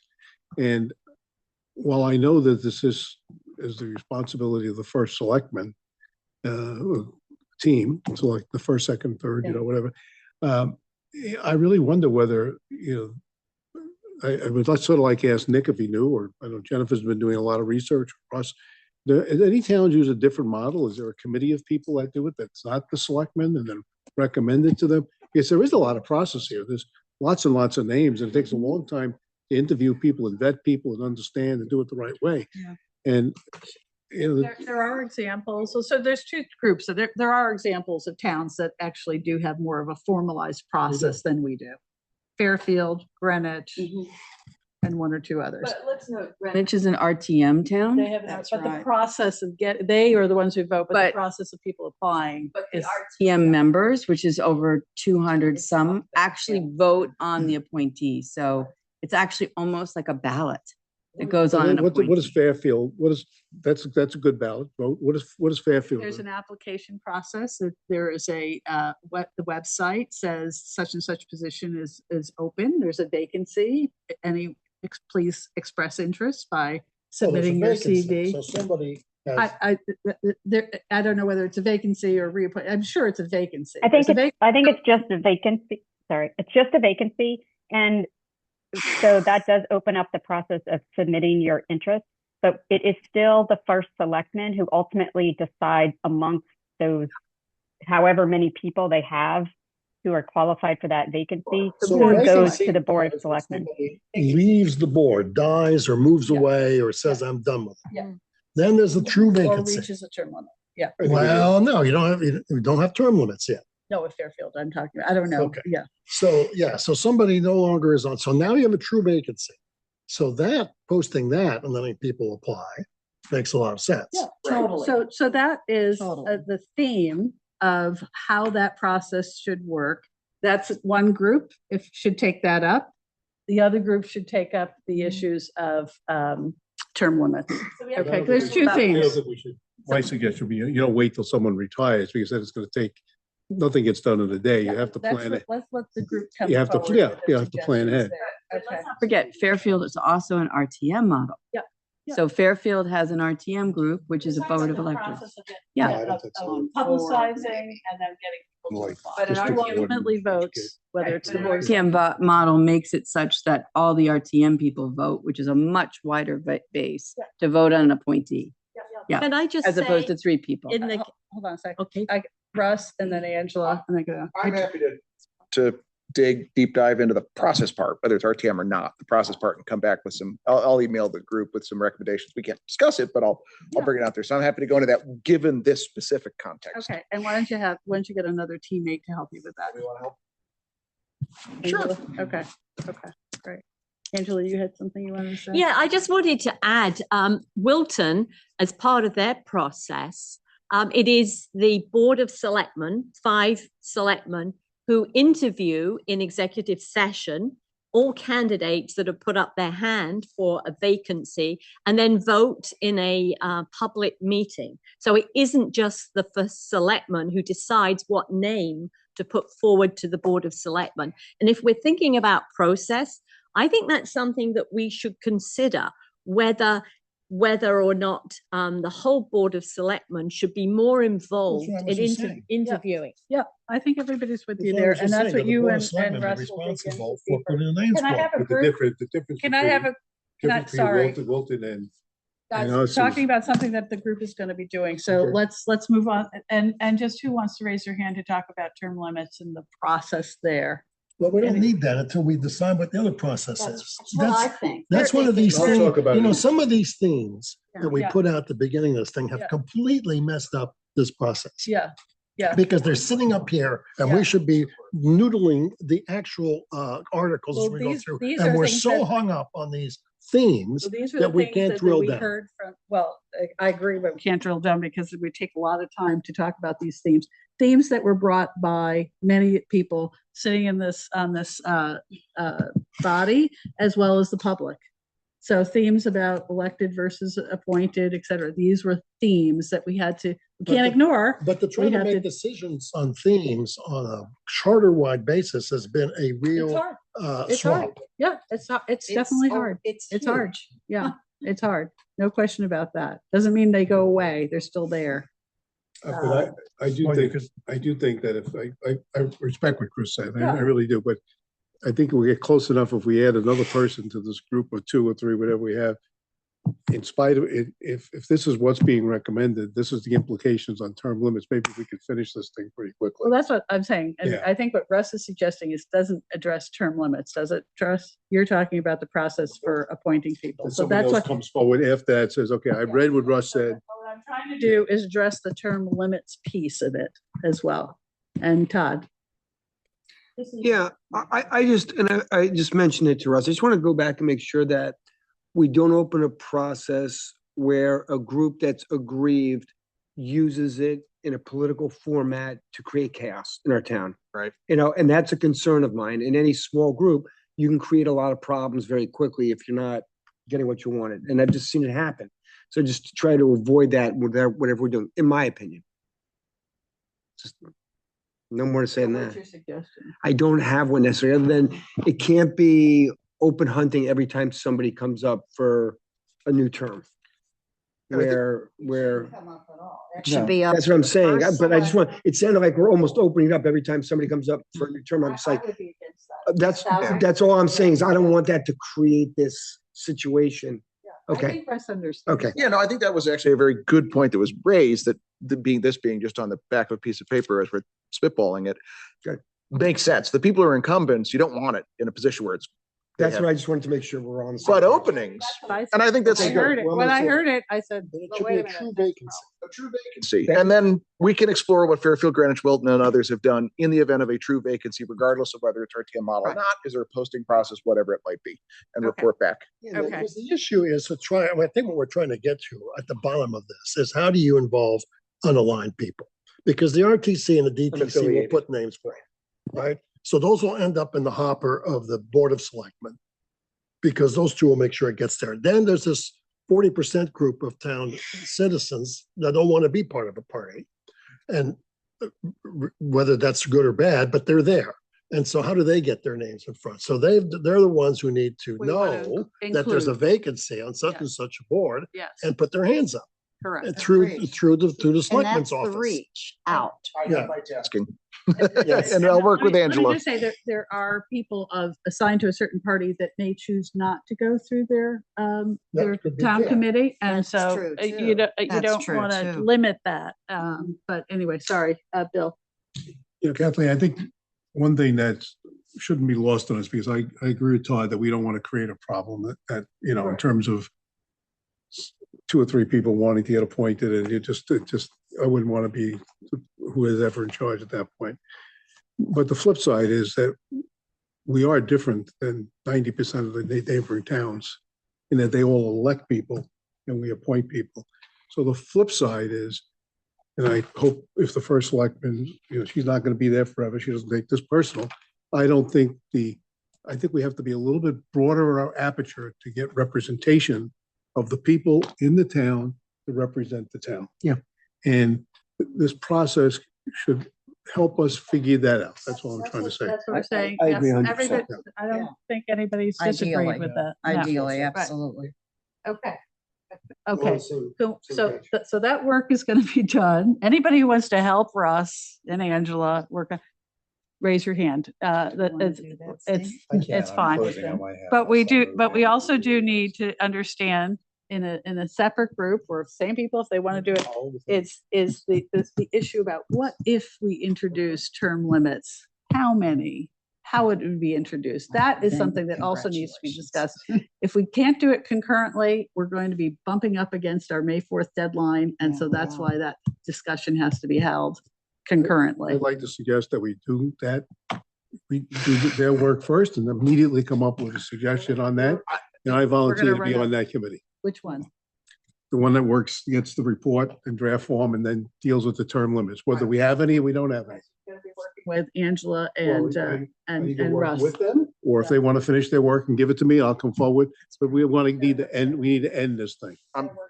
Yeah, yeah. Okay. We are bumping up against May 4th. Together. We can't do one step, then another step. We got to do it once, be done with it, and present it like next week, So, latest. okay, all right. I'm gonna then, whoever wants to be on that working group and you want to do it together, is that Russ, you're suggesting that, do them both together at the We, same time? yeah, I agree with you. We can't stagger, do the have process time. first, then the other. We We don't don't have have enough time. time. We have no time. Okay. Let's, and it's now 5:30 and I just like to take us, I know we have 6:30, but hopefully if we have enough energy, we can get through most of this in the next 30 minutes. In this room, so we do have Is to, there a hard stop at what 7, time? I think it's 6:30, we got to be out of here because We'll they're get out moving before in. then. Yeah, thank you. Okay. Okay, we talked about, I sort of hesitate to go into the minority representation versus bare majority next, because that's a big discussion, but we can do it. The only other thing that I'd like to at least have a discussion on is the Board of Finance. I'm maybe mistakenly thinking that's going to be an easy one. But everybody okay with having a discussion about the Board of Finance? Sure. Okay. Gonna go fast. Could I Okay. just ask a question for Yes. clarification? Yeah. So the team working on the appointment process and term limits is Russ, myself, and Bill? Do Did you you volunteer, Anybody Bill? else? No. No other volunteers. Okay, very good. I'm working on the succession aspects of that, not the appointedness. I'm asking all Yeah, the three of you to yeah. work Okay, on all three of us, everything, yeah. okay? I'll Yeah. work on that. Yeah. Come back with a couple Together. of new options. See how people volunteer for jobs here? It's hard, even when you're thinking about filling boards and commissions. Oh, It's tough to get everybody interested. I was working every night. Right, okay. Okay, so let's talk about Board of Finance. I'm going to start down at the end here in terms of elected versus appointed, retaining the appointed process for Board of Finance. Russ? I remain appointed. I think we're really fortunate to have the group of people and experience that they have. And based on all the testimony I've heard so far, I'd say that the system works. Okay, I'm going to flip it. So Russ, then Jennifer, then Todd. Jennifer? Elected. Todd? Appointed. Joe? I'm sorry, slow down. Jennifer was Well, we're going to have a vote. elected. We're going to vote. We're just going Yeah, to the no, vote. but We're I going to just- have a, I okay. just want to kind of get a What did sense Todd of- say? Appointed. Appointed, thank Yeah, you. we're going to have a actual vote. But I just want, is there Mm. anybody who wants to say anything about that? Go ahead, Bill. No, I'm still concerned about I want to make sure we understand what is in fact in the charter and what they can do, who they report to. Because right now in my mind, I don't know whom they report to. In fact, there's a lot of, I don't know whom they report to in town everywhere. So for me, before I would vote, that's important. So until that point in time, I would vote they should be elected, because then I would know who they report to. But if we can get some clarity around that. Can you explain it to me? If they're elected, you're saying they report to the people. Okay, that's what I want to. And you don't think appointed reports to the people because they're appointed. I got it. Yeah, I just did it, and we had a big discussion. Yeah, no, I understand. And Okay. you don't believe by being appointed, they report to the Board of Selectmen because they're appointed by the Board of Selectmen? And the town council. And the town council. Both? I'm not I sure. think that's- Maybe. I just don't know if that's what it is. I didn't comment before. I didn't realize we were Yeah, allowed to it's just, comment. it's not a, yes, go ahead. This Yeah. is page 41 from the current budget, and the Board of Finance is not connected to anyone. It's just out there. It doesn't report to the public or the first selectman or the Board of Selectmen. But that was just an error in the document, and that was something that I think they'd used previously, so I wouldn't And what's put too the- much weight to that. Answer. What's the answer? What is it? When He the- just pointed to the same thing where I believe it was, everything I've heard so far is it's the Board of Selectmen and You can't report to two people. because those are the appointing body. You have an It appointing doesn't- body and a ratifying. It doesn't say that anywhere. In the, if we're willing to write that in, that might be an interesting. Section 5.2, he said. It's the first, What does it say? it's just the appointment in terms of office. It's the section that defines how they're appointed. So wouldn't that imply if they're appointed and selected by that group that they, No, I think just, no? no, Okay. I don't think so. I think, Let's get back to the appointment. Bill, I understand your point. Okay, all right, go. Steve. Appointed. And Chris. Am I allowed to say something Yes. on that? Yes, you are. Yeah. Okay, I would stick with a point. Okay. And Judy? I would lean towards certainly appointed, but here with the Board of Finance, I feel it's different. What you could do, I mean, first of all, they have major public hearing before they close the budget, a couple of them actually. So the public does get to, like they do in most commissions and boards, they do get to have a voice and hopefully be heard. I'm not sure that they report to anyone in terms, I would not think when I was on it, I don't know about you, Chris, but I didn't think I reported to town council or the board of Well, selectmen. but I you thought have we to were more remember what- independent than that. Remember what we are, we're a process board. That's my Okay. point. It's We, not we about, receive a budget Yeah. from the selectman's office. that's right. That is a bottoms up aggregation of the budgets made by the individual departments Right. at their own level, including the Board of Ed, that the first selectman tries to take a first shot at. And then and then for a deeper dive is the deeper dive process is handed over to the Board of Finance. Board of Finance then grapples with this for a month and makes a recommendation which it sends for approval Mhm. to the town council. So you have to remember, this is the Board of Finance makes no decision. We're a Right. process. Okay, I get something from you and I give it to her. And in between, I try to, make some sense of what's in there. So everybody's concerned here, oh, Board of Finance reports on nobody. Well, because the function is one of process. So it All right, doesn't- let me so the answer is it finish doesn't my report. thought. It If you, receives its No, I know, work it is what it from is. you. It's a role. And it turns its product over to her. That's how it works. Judy. but here's the other thing. If you wanted to feel as opposed to elected, you can consider, which is not a bad idea, a lot of towns do it, to have the budget go to the public for a vote, both the Board of Ed and the town. Then they clearly report to the public. They clearly are accountable to the public. If that bothers you, that's the remedy. Yeah, you In could my have the- mind. Yeah, you could have the budget voted on. And I think, I've always thought, for 20 years, I've thought that's a good idea. And everybody gets all stiff when you talk about it. There's your answer. If you want to be inclusive, if you want the public to weigh in, if you don't want to have to, elect all these But if- people, you But take if you it to think the the public. shenanigans of the Board of Ed are bad at the Board of Selectmen and Town Council level, wait till it gets to the public election. Okay, Well, so that's a Judy, risk. are you elected or Well, appointed? I'm appointed, but, You're appointed, but okay. I'm just saying, those are the answers. Karen. You would do it. Karen? Are you still with us? Yes, I am appointed. Okay, appointed. And I also favor that the Board of Finance remain appointed. And so let's take a formal vote now on the process. So all those in favor of the board? Yeah, we will. We'll So we're do a gonna vote roll on call. whether it's appointed or. The motion before us will be, will you vote in favor of to remain an appointed Board of Finance? We'll do just a call and then we'll go each So what was person. the point to doing a?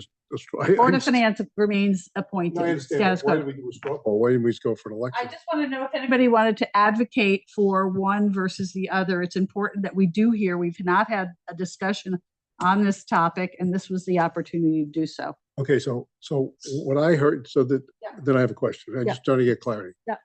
What Russ said was that they report, and Joe held up a piece of paper that said they didn't report. Yeah. And before I vote, and I think Chris said they don't report. So I mean, I just try, They do. okay, Chris said what they do. So We're just are we're we having a vote. concluding that that the Board of Finance does not report to the first selectman, to town council? I don't think we're concluding anything on that topic. You Let me raised ask the you this. question. What's the issue with having it report something? Because I think I think a big part of the issue is like, we talk about transparency. Everybody hears that differently. I think it's about execution, how things work. And it's not necessarily about the working of the Board of Finance. It's the working of the town council and the working of the first selectman and the interaction. So I'm just trying to understand who they report to. You've raised But that. And why would you what's- even have- why do you need somebody? I like to some of the report to? organizational charters. Can I answer his question? Well, to whom does the Supreme Court report? Well, that's, you can always say that. No, they're not elected. To whom do they report? Well, we're not the Supreme Court, we're not the United No, States, we're just no. Little New Canaan. Yeah. they're not- Guys, they're- of course, I gotta call this to order. Joe, go ahead. Rephrase your question again about reporting, and I'd like to respond to it. That it was on the table. The Board of The Finance. reporting question is not a Okay. vote, okay? I So we're not, understand. it's just that people have raised it. It's, you can have the discussion. But we can't just put them off to Board later. of Finance Oh, is you can have that 25. discussion, that's fine, but you've raised it. There's been a few people who've decided to discuss it, and then we're gonna move to the So vote. are we going to? It's okay if we're finished discussing it, we're not gonna discuss it anymore. Just, if that's where you are, just say that, that's fine, then we'll take a vote. It's the vote is before us. Yes, Russ. On 5-2, and I'm not trying to belabor this, but if they're appointed on every 4 years, then at the end of your 4-year term, you could be not appointed again. Is that not a layer of accountability to the appointing organization?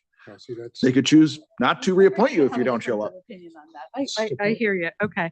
Let's go. Recognized by the chair. Yeah. I didn't get, Did you not? Sorry. I didn't make my statement. Okay. Forgive me. Okay. The point I wanted to make is why it's so important that they report to someone is because they're 25% of the charter, which is a lot. They have a tremendous amount of authority in terms of, in terms of volume. That's because the section of the charter that you're referring to covers audit, it covers water control, and it covers the Board of Finance and the financial procedure. that. So you're making this sound like it's enormous, but in fact, it's not. It's just It's the not. details behind It's it. just not the number way of that that words. particular Yeah. section of the whole charter was section written. of- So that's not a statistic that you put it out there, but it's not a statistic. Okay.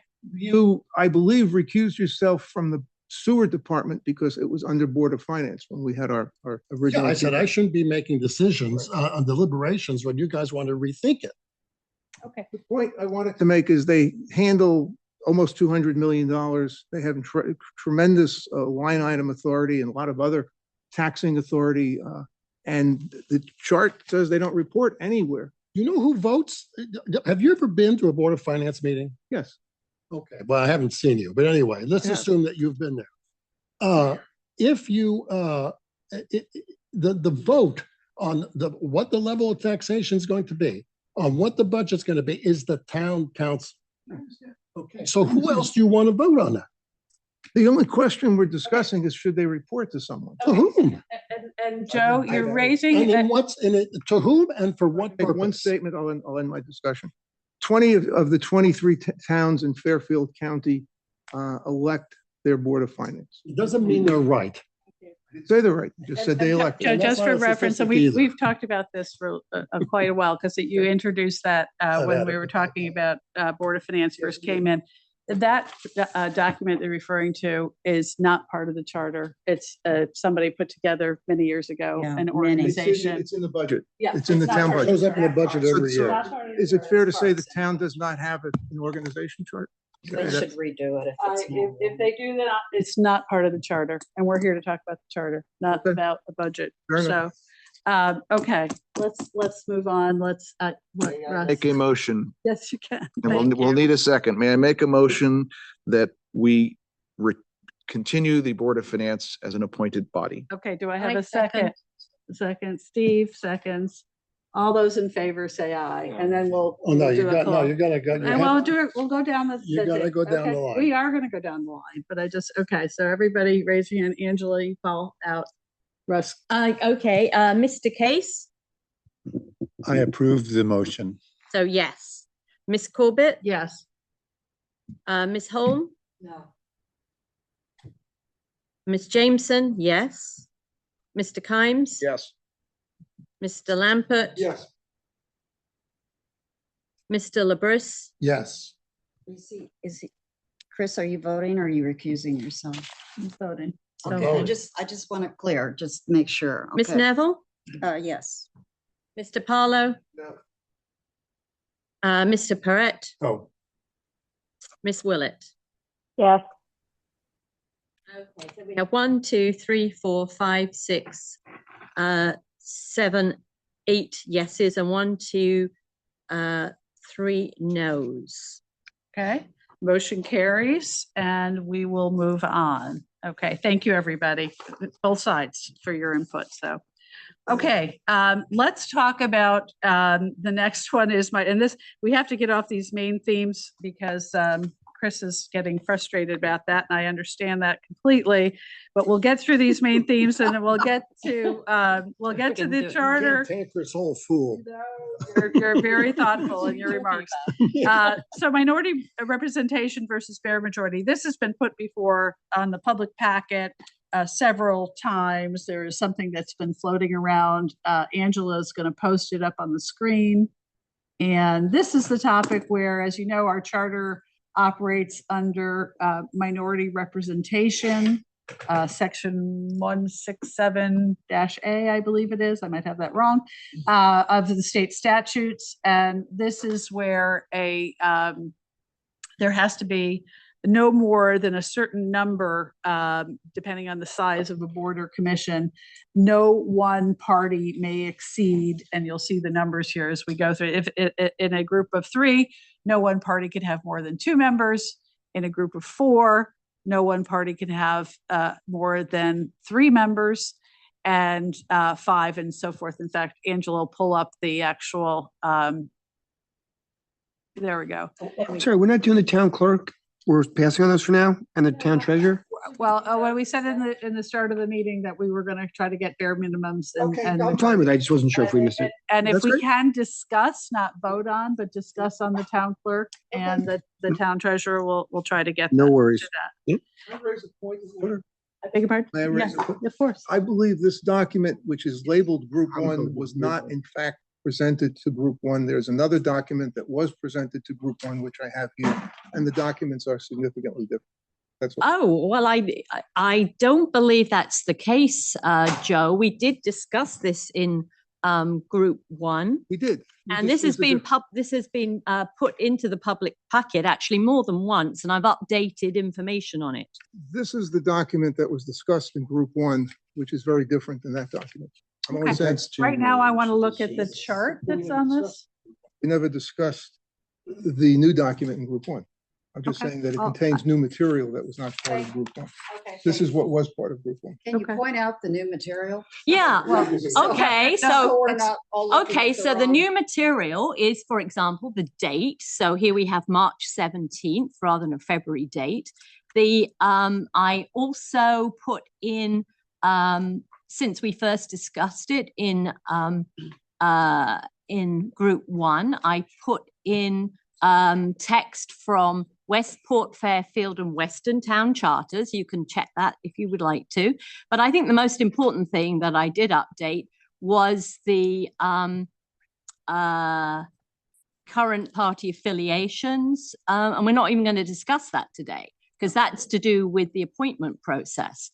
So this particular slide, which I think is the most important, that has remained the same, and it is taken from the Connecticut statutes.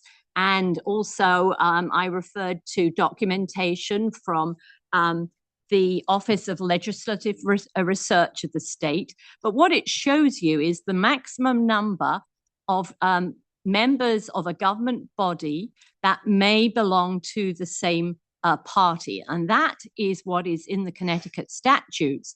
But the statutes also allow towns to have lower maximums than in the Connecticut statutes if they choose to do so via their town charter. So, for example, the Connecticut statute says that for a 5-member body, there can be no more than 4 members who are of the same party. And what we're going to discuss today is whether those maximums should actually be a bare majority rather than the numbers that we see here. And the big advantage, I think, of doing that is that it provides a much wider aperture for the unaffiliated residents of this town to be considered for an appointed board or commission. Because unfortunately, we've got to a situation where there appears to be a convention that whoever has elected the board, the first selectman, or has a majority on the board of selectmen, actually sees that the number of people from their own party is at that maximum level.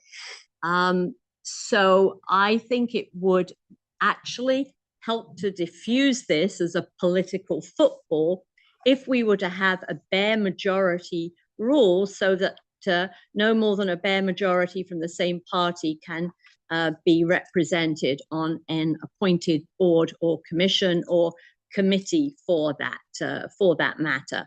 And as we know, it is a problem for unaffiliateds currently to be appointed to boards and commissions. So let me just say, I think there's 2 points here. One, I don't agree with. I think widening the aperture so that others might have an opportunity, particularly the unaffiliates, I think I support, I agree with. But I also don't have any issues with whoever is the first selectman to have some influence in terms of whether or not there's going to be more representation on a board or commission based on the party that they represent. That's in their purview. They can do that, but it's a more, I think, balanced approach if we do consider, and I think you have a chart on this too, if there is introduction of bare majority. And just by looking at the numbers, I think you might have a slide on this, but Yeah. the simple one is on a body of 7 currently under minority representation. As many as 5, I think, can be represented. Is that correct? You just slid by. Oh, sorry, I went okay. past. Okay, Yeah. thank you. So in a bare, sorry, go back there. Go back to which one? To the little box. right Okay, there. sorry. In a bare majority, that 7-member board would have no more than 4 members could be from one party. And so that, and then in an 8-man, it would still be 5, so there wouldn't be any change there. In a 9-man board, it would be 5 instead of 6. So there's only a few changes here. It wouldn't change with a 3-member board. It wouldn't change with a 4-member board. With a 5-member board, it would be 3, no more than 3. 6 would remain 4. And 7 would go to 4. So there's really only 2. And 9 would go to 5. And 9 So would go to that's 5, basically the proposal. yes. 7 go to 4, 9 go to 5. Yeah. Five will go to 3. Yeah. Yeah. 7 goes to 4, 4. and 9 goes to 5. Correct. That's the proposal. Yeah. And so then if you turn to the actual boards and commissions that we have, it's kind of like the term limits topic. It sort of fixes itself over time. And only 2 commissions currently would bump up against the bare majority. Is that correct? Yeah, that is correct. So currently it would be just the Conservation Commission and Parks and Rec. And I think we should consider some grandfathering provisions so that this would apply next time there's a vacancy on any of these commissions. Can somebody tell me how the word minority and majority is defined? For example, if we count the unaffiliates and we'll call it the smallest party in town, you get almost 60% of the voters. And there's also no representation for the independents. So I'm confused on the word minority. Who is the minority? Organized as a political unit, so therefore Right. they don't So they're count not- as a body. So the unaffiliated are not, even though they're No. the largest nothing. group. they're No. Not the minority. No, unaffiliated from the research that I've done are considered part of whatever minority party there are. It's never been codified in state statute that way, nor defined as that. But they would be, so you could have a board of 5 and have 3 of one party. The other party could be a Republican and unaffiliated, right? Okay. That's perfectly reasonable. Yeah. So I'm not really convinced that this allows more unaffiliateds in, to be precise. It doesn't actually. No. The unaffiliateds count towards a minority party, and which is perfectly within the guidelines that are done by the state statutes. Yeah. It does open up in terms of representation in a seven, just take the concept of a 7-member board, is that instead of 5 and whoever is whatever, it could be 5 Democrats, it could be 5 Republicans, it could be 5 unaffiliates. It's that, but unaffiliates is not a party, so Right. they wouldn't be counted in that. But that just opens up, if it went to a 4-member and then 3 everything else, that just opens up the opportunity for more participation. Jennifer, if I think I hear what you're saying, is you think that's just opening it up to more Democrats and not necessarily to. I think we have to be careful to say that unaffiliated aren't counted, or it opens it up to more unaffiliated. It actually doesn't. You could have a maximum of 5. It doesn't mean you have to have a maximum of 5 on an entity. Let's also be careful there too. On a board of 7, you could have a maximum of 5 of one party. That doesn't mean you have to. And also, I think a statement was made that it opens it up more to the unaffiliated. That's not the case solely by doing it this way. It actually, you can have more unaffiliated, there on representation. This only caps one party. Doesn't mean you have to make the cap. That's absolutely right. But the fact of the matter is, it can become a bit of a political football in the sense that the town party committees are very anxious to see the maximum number from their party. And can be pressure. There can be pressure on the first selectman. We got you elected, so we expect you to put in to appoint the maximum number of folks from our party you can. And I'm not saying it would be any different if we had a Democratic first selectman. I actually personally think we would be doing the first selectman of any political party a big favor by reducing that pressure from the town committees. Except the town Russ, committees are going to I'll go down refer people they want. No, I was just gonna ask our esteemed legal counsel, Mr. Bamonte, for your interpretation of unaffiliated. Are they considered an organized group and part of the minority? Are they not? How that mechanic works for those who are not actually registered with a specific party? Yeah, I think the way that Jennifer represented is accurate, in that unaffiliateds are not a party. They're not considered a party under the statute. They can, in a sense, fall within the minority grouping, but because they're not an actual registered party, they're not subject to the specific terms of this statute. I mean, the easiest way to look at what this statute actually does, I mean, it's been represented in a few different ways tonight, which I don't take issue with, but I mean, the bottom line is the title is confusing because the statute really isn't a minority representation statute. It's a majority limitation statute. That's right. No, that's, yeah. It's a reverse. I think you have to be careful. I agree, Nick, because but it caps a majority. Doesn't mean that you have to have that majority. That's correct. I agree. Yeah, it's up to. It's up to. Okay. Bill. Does it matter if a person changes their affiliation? How does that play into this? We've had that. Is there a waiting period? Like, can you change it today and be appointed tomorrow? Or do you have to wait 6 months? There's a 90-day waiting period. A 90-day waiting period. Under the statute. Yep. 90-day portal. Before you Transfer are portal. appointed, reappointed, or considered all the above?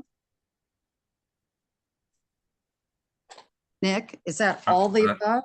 I'm sorry, I don't follow the question. No, does that include if you are being considered for appointment, if you are being reappointed, and or if you are volunteering, obviously, to be on the list or trying to? You have to wait 90 days for your status to be changed? Is that what you're saying?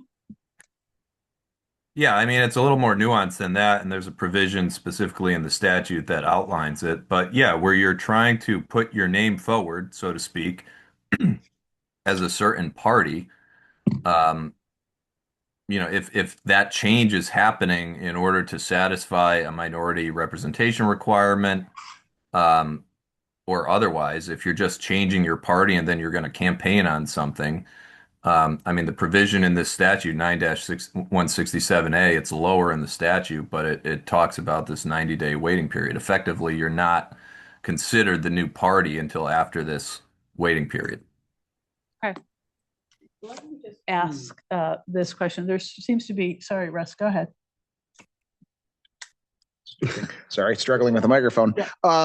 No, so it seems if it's a cap on the majority, it doesn't really solve the problem because in this case, then hypothetically using the same scenario, the Democratic Party would want to maximize the number of people it brings forward because it has a machine to bring candidates forward, whereas unaffiliated don't have a network. It may not necessarily solve what aspiring to. Yeah.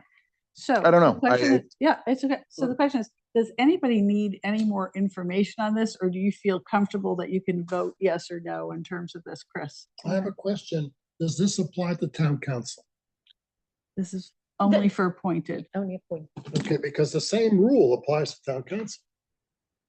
Well, in fact, some towns yeah. in Fairfield County apply a bare majority to elected officials or elected bodies as well. But that's not what this proposal is. This proposal is just in relation to appointed boards, commissions, and committees. There have been many instances where the fifth, the last Republican candidate that gets eliminated has won more votes than the Democrats that get put in. Oh, the minority representation statute does. So, yeah. I mean, yeah, that is kind of a majority cap law. That's under minority representation. Todd, then Bill. Todd. Yeah, so for me, I think if you want to call it a majority cap, I'm okay with that. For me, in a community, I want everybody to have representation. I think the closer you get to people being 5-4 or having a 5-4 majority over everybody else, you're going to get better views and people are more willing to compromise and come to solutions that benefit an entire community rather than just put in their ideas and not be subject to what other people think. Because if you have 6-3, 7-2, sometimes we're just going to do whatever we want. For me, I think it's a great rule because it makes people talk. It gets things closer to where you can find consensus for me. So I like the rule. Favor of bare majority. Yeah. Okay. Bill, you had your hand Well, I up. was really going to go to Chris's point. Could the same thing be applied to elected? And if so, why are we differentiating? Mm-hmm. Mm-hmm. Angel, why did you rule out the elected? I thought about it, but then I thought, well, let the electorate speak. There are already caps there. But for appointed boards and commissions, I mean, it's all about issues that affect the local community. And many times it really isn't partisan at all. It's better to have, as Todd said, better to have wider representation on the appointed boards and commissions and, let the electorate speak its mind when it comes to elections subject to the caps that are there in the Connecticut statutes. Doesn't this, just a sort of a follow-up question, doesn't this sort of beg the answer on the work that you and Russ are doing in the appointment process? Because, I thought heretofore the appointment process was including non-Republicans, non-Democrats. And now we're going to take a look at that. And I'm just not sure if we're having trouble getting people and we're trying to get an unaffiliated person, how that all fits in. Well, this is not intended to be seen as a solution to wider representation of unaffiliated. I think it's something that could contribute to that result, but it's far from the only thing. And I believe that what we'll be discussing, the three of us, and coming up with will be actually will be very important too. And as you can see from the chart, we don't really have a problem right now. Right. I mean, we don't have a problem. It's self, What's broken? nothing. Yeah, so, and then the other thing about elected, Bill, that would only apply to two bodies, the Board of Selectmen and the Town Council. And I think in that case, it would just be the minority representation. So The House and Senate. It fits. With It's that. already handled. It's already handled.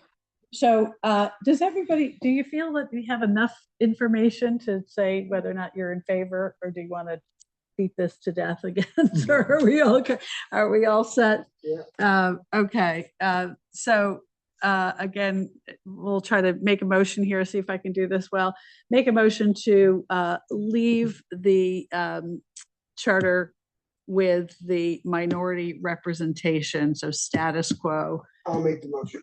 You'll make the motion that will leave the charter with minority representation, leaving the status quo. Okay, can I have a second? Second. Second was Chris Labrie.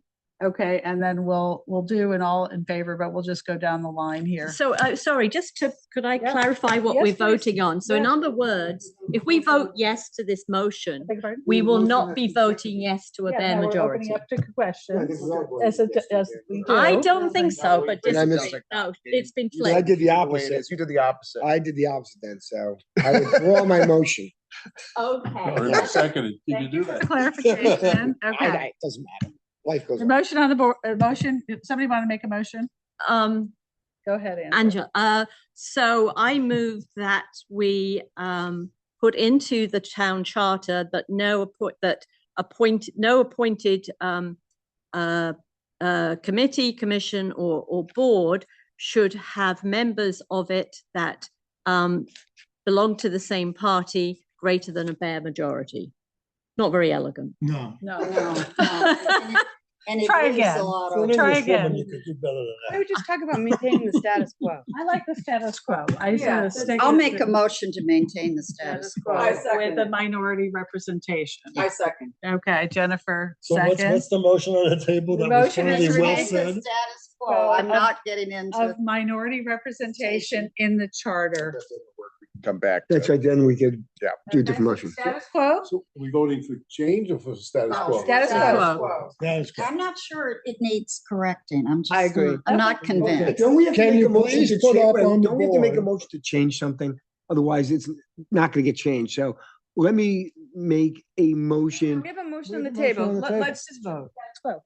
Can you, Is that a can motion? you This doesn't please show the status quo so that people know what they're Okay. going to? You only make motions to change. things. That's You all. only make motions not to retain something? So that's- Why not? Why wouldn't you make a motion to retain something? No, no, you've got to because it's debate on the table. All right, I'm wrong. You're voting to Oh, reaffirm this. Reaffirming that there be no change to the Yeah, charter. so in other words, a five-member body can have 4 members of the same party. All right, great. Let's do the roll call. Okay, Mr. Case, Could you just clarify the motion that's being Yes. voted on? Yes, the motion before us What are are you eating? to leave the charter the same with Okay. minority representation. So an affirmative vote is Is status yes, quo. Status quo. Thank you. yes. So Thank you. affirmative vote keeps this chart. Yes. Who seconded it? Jennifer. Okay, all right. Keeps this chart. And it's your motion, Jen. Yeah. Is this the change chart or the old chart? That's the old chart. This is the old chart. This is what's currently in the charter. Okay. It's what you want. You're for it. Steve, you want to keep status quo? I hesitantly I know, say I know. I'll keep the status quo, but I get the flavor of where we're going, and I totally encourage this subgroup So to, yeah. because I think that's the that's the problem. Getting representation more broadly. Yes. All right. Ms. Corbett? Yes, status quo. Okay, Ms. Holm? Yes, status quo. Ms. Jameson? No. Mr. Kimes? No. Mr. Lampert? No. Mr. Labrie? Yes. Ms. Neville? Yes. Mr. Parlow? Yes. Okay, Mr. Perrett? Yes. And Miss Willett? Yes. Okay, so we have 1, 2, 3, 4, 5, 6, 7, 8 yeses. I'm all screwed. Don't worry. Okay, so the motion Is to carried. retain the minority representation as reflected currently in the charter carries. And so we're moving forward. We're actually making progress. Let's take, Chris, I'm hoping that you're agreeing with that, but I just said yes. okay. So let's take up the town clerk. Can I just double check on town treasurer? We don't have the language yet, right? Tomorrow morning, we'll have the town treasurer language up. Yes, I Okay. double checked today. Okay, perfect. Thank you. So let's just talk about the town clerk then. And we've had group, it's been group one? Where's the town clerk? Wasn't us. Oh, No, you you're mean three. Yeah, no, group one, right? Oh, That- Yes. which- Okay. And we have had the benefit of hearing from the town clerk as well. And this is about appointed versus elected. And we want to open up this body for your input. I'll start with you, Jennifer. I actually believe the town clerk should stay elected. She performs not only important functions on a day-to-day basis in terms of records, but equally in terms of elections. And I think she made some, I actually spent to do the term work. A lot of time.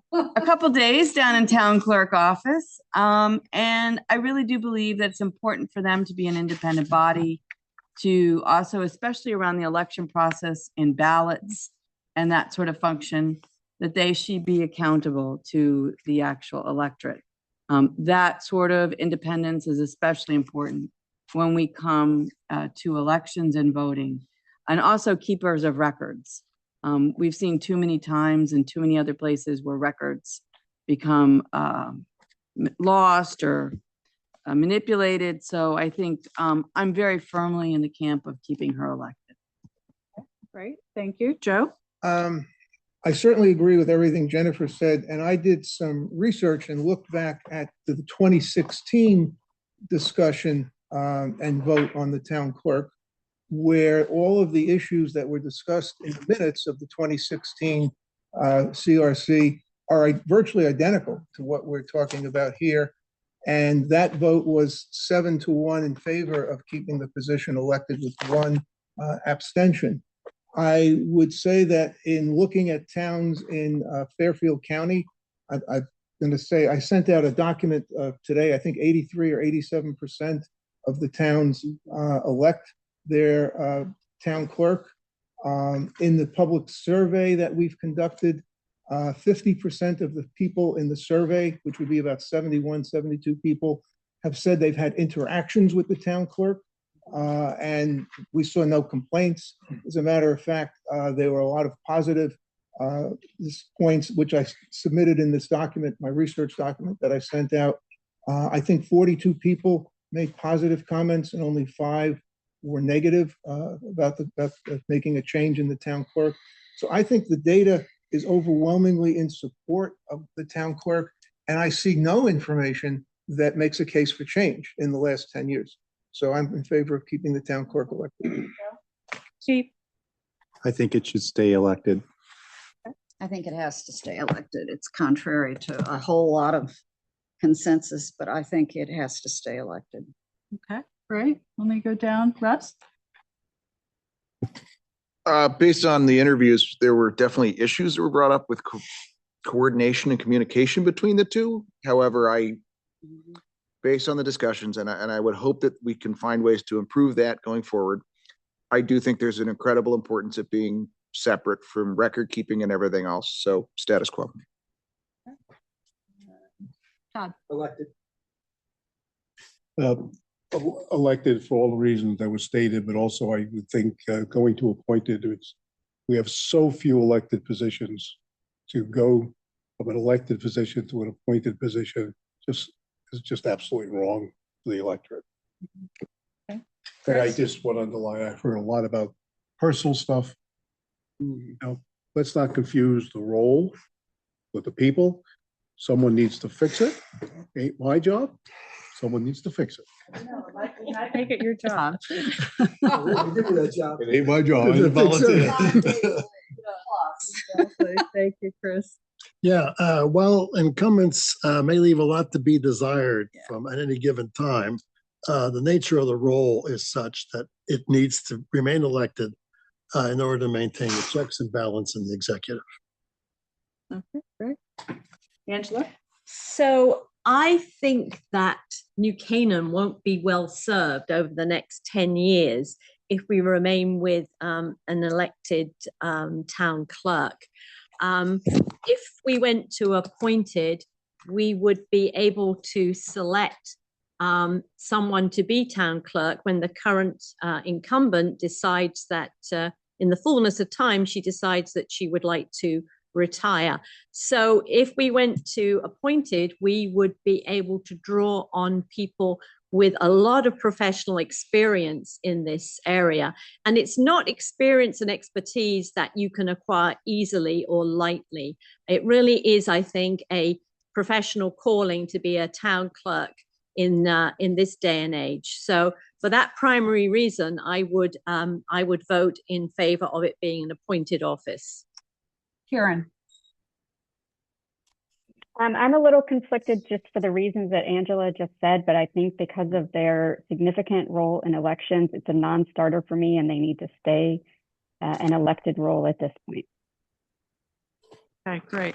And I'll just say, based on really good input from all of you, from the town clerk herself and other people, I also support the town clerk role being elected. However, I'm going to add a caveat, and we'll talk about this when we get to the section in the town charter about some language update. And I think what became obvious in terms of our discussions is there is some issues in terms of administrative operations of the town clerk's office, and whether or not the town clerk's office is actually following the same procedures as any department head. And while it is an elected position, and I would absolutely want to respect that, and nothing that I'm going to mention is going to diminish the statutory authority or the independence of the town clerk, where obviously authority is prescribed by state law. However, on administrative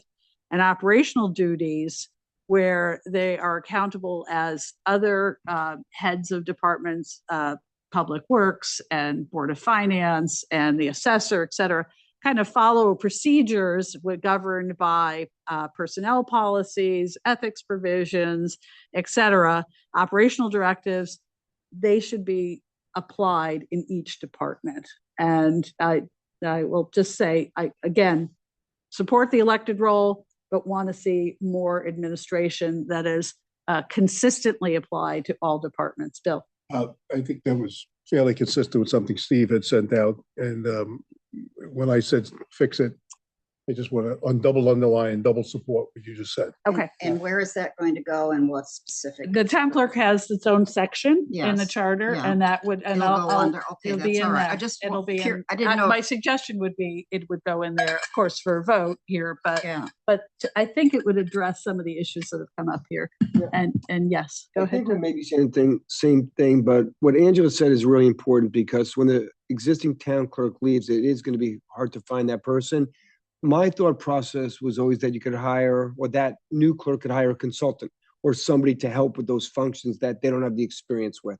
If it's a But I do department. have, well, they're gonna have to find it because Mm-hmm. it is gonna be hard to find that person that we have right now if it goes to elected. Well, the good And news is that we have assistant town Yes, I clerks. do. I was Yeah. just gonna say. I that's spent a huge. couple days in that office. The people who assist the clerk, the assistant town clerk, John, Adrian, and others, are very experienced. Good. They're very knowledgeable. I mean, without And being they have a certified. permanent staff, in a sense, which is very consistent. So the risks I would say are not as great as we all expect, because there's people there who do the death records, they do the marriage licenses, they know the process to record paper, put into the vault. I witnessed all of that. I'm not So worried there, about the risk. so unlike some other roles where there's single contributors, this actually has a very experienced staff there, and that's important. Yeah. And that department function is really what I'm referencing. that's what I thought. Yeah, exactly, in terms of the management. Yes, I John? want to support the comments that Kathleen made. I think they were very good. And just to alert everyone, if you're not aware, that in group one, we created a list of 15 to 18 formal questions that went to the town clerk and that was responded to in writing, almost a page each in some cases, and covered everything as far down as dog licenses, software, like hours of time. And I think you'll find a lot of information in there that'll help you through this process. And that's in the public packet. And that's in the public. Yeah. packet. Yeah, okay. So I'll come up with some draft language that we'll put into that section of the town clerk, and obviously it'll be up for discussion and further review. But I'm going to, we can do a vote, or we have a consensus here, either We one. need a motion. You need a motion, Chris So the Labrie? motion is to retain the town clerk as an elected position. Second by Jennifer. All those in favor, and we'll Well, you gotta call. go, no, you gotta go. you Chris, have- okay, Chris, you go gotta ahead, have the go down vote. the row. Alphabetical. Oops, wrong piece. Okay, Mr. Case. Remembering the motion, I agree. Keeping status quo. Keeping the status quo, Elected yes. town clerk. Okay, Ms. Corbett, Yes. Ms. Holm, Yes. Ms. Jameson, no. Mr. Kimes, Yes. Mr. Lampert, Yes. Mr. Labrie, Yes. Ms. Neville, Yes. Mr. Pallo, Yes. Mr. Perrett, Yes. Ms. Willett. Yes. Okay, so we have 10 yeses. Okay, very good. Motion passes. Thank you, everybody. Appreciate the input, and I'll send that language around.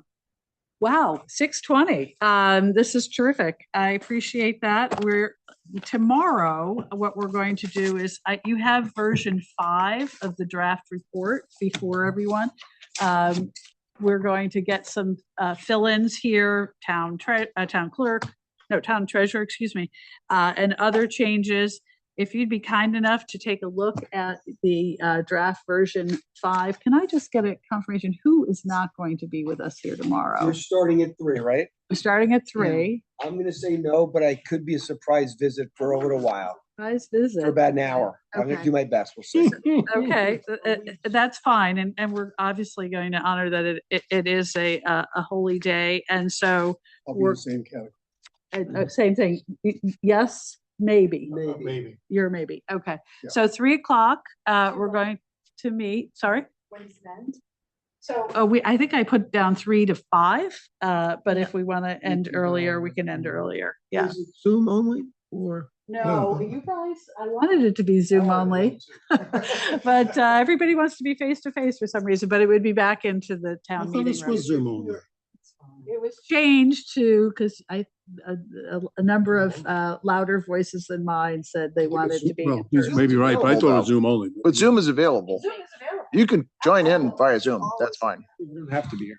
Oh, So Karen will be on Zoom perhaps. So anyway, if you have any comments, if you cannot make it and you have any particular comments that you want to share, I think we're going to start with Article 1 and go as far as we can and then stop. And so if you have any comments on any of those, kindly share those with us in So we're advance. not voting on anything? If you're not, tomorrow? well, we can, particularly if there's not a lot of, I think some articles don't have any changes and those will be fast to go through, I hope, but we'll see. If we're missing commissioners, would we still vote? We'll see, but Yeah. I think we'll see how many Depends, people we'll get. Yeah. We'll see how Could many we just go through the calendar for the rest of April? I know there was a lot of back and forth. I'll tell you, it's. It's, I think From the dates, that would be very helpful. I sent it out to everyone in That was terms in of, addition. That wasn't in So- lieu. no, it was the whole month that of was the whole April. month, yeah. The whole- Monday, the 6th was 4 to 6 PM, correct? Which is a Monday, which you had?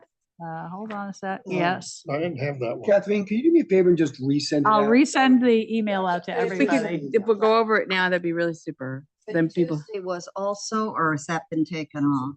'Cause It I was never one on Tuesday. I thought we were adding all Tuesdays. Is no. that wrong? Nope, Okay, nope, wrong. Nope, All right. nope, nope. I don't have it in front of me, but I can tell you what it is. All right. It's April the 6th. Right? We added, it's a special meeting. It's starting at 4:00. It's Monday. That's Monday. We didn't have anything scheduled for that week. Okay? No, we had the 7th. We never had the 7th scheduled. I thought we did. We never had okay, this- Should we? I won't be there. Oh, I all won't right, be well there. then, maybe But, not. from back in Wednesday? January, when we scheduled this, we were doing it every other and it I know, wasn't, and yeah. I'm not gonna be here. Okay. But that's fine. You can have it without me, but it's the 6th. It's going to be the 13th, which is also Monday. 4 to 6. Yes, ma'am. And the 14th, which is the public hearing. And so that is plus the regular meeting. So it's both the public 5? hearing. 5 or not? Starts at 5. Are we moving Never it? changed, Okay, all never right. changed, always been at 5. 5, okay. What day was that again? So we have 14th. Tuesday, the 6th. 14th. We have the 6th, we have the 13th, we have the 14th, we have Monday, the 20th, and Tuesday, the 21st, both of those are starting at 4 PM. Monday, the 20th. They're both starting at 4? Yes, ma'am? All right. I That was thought in the we moved email. to Everybody sent. 4:30. Okay, Yep. I know, but I Yep. was just in the back of my No, mind. 4 All o'clock, right. everything. And then the last 2 days of April, the 27th is a Monday, 4 PM. And there was no change to the 28th. It's a regular meeting. I kept it at 5 PM. Okay. And then were we not also then meeting on the Friday of May to review the final report? Well, the final report is actually due on the 4th of May, which is a Monday. So the May the 1st is the Friday. I'm more ambitious, thinking that we'll kind of be wrapped up on the 28th. And we'll have a couple of back and forth edits, sending it around. Everybody has comments and we'll submit it. If we're good, we'll submit it by Friday, May 1st. But we have till, we have the weekend if necessary. And the submission is due by the 4th. So do we vote on this draft report? We vote on the draft The report. whole Yeah. draft Yep. report, yeah. Yep. Yeah. Yep. No, the 28th. 28th, right. 28th, yeah. 28th.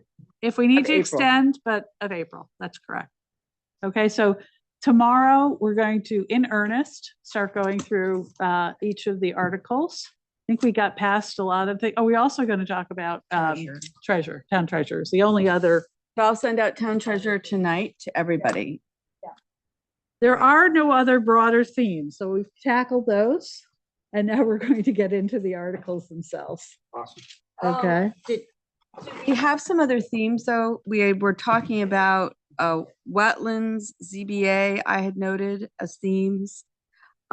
Judy had also brought up, which I share, should we have a discussion about the budget going to the town?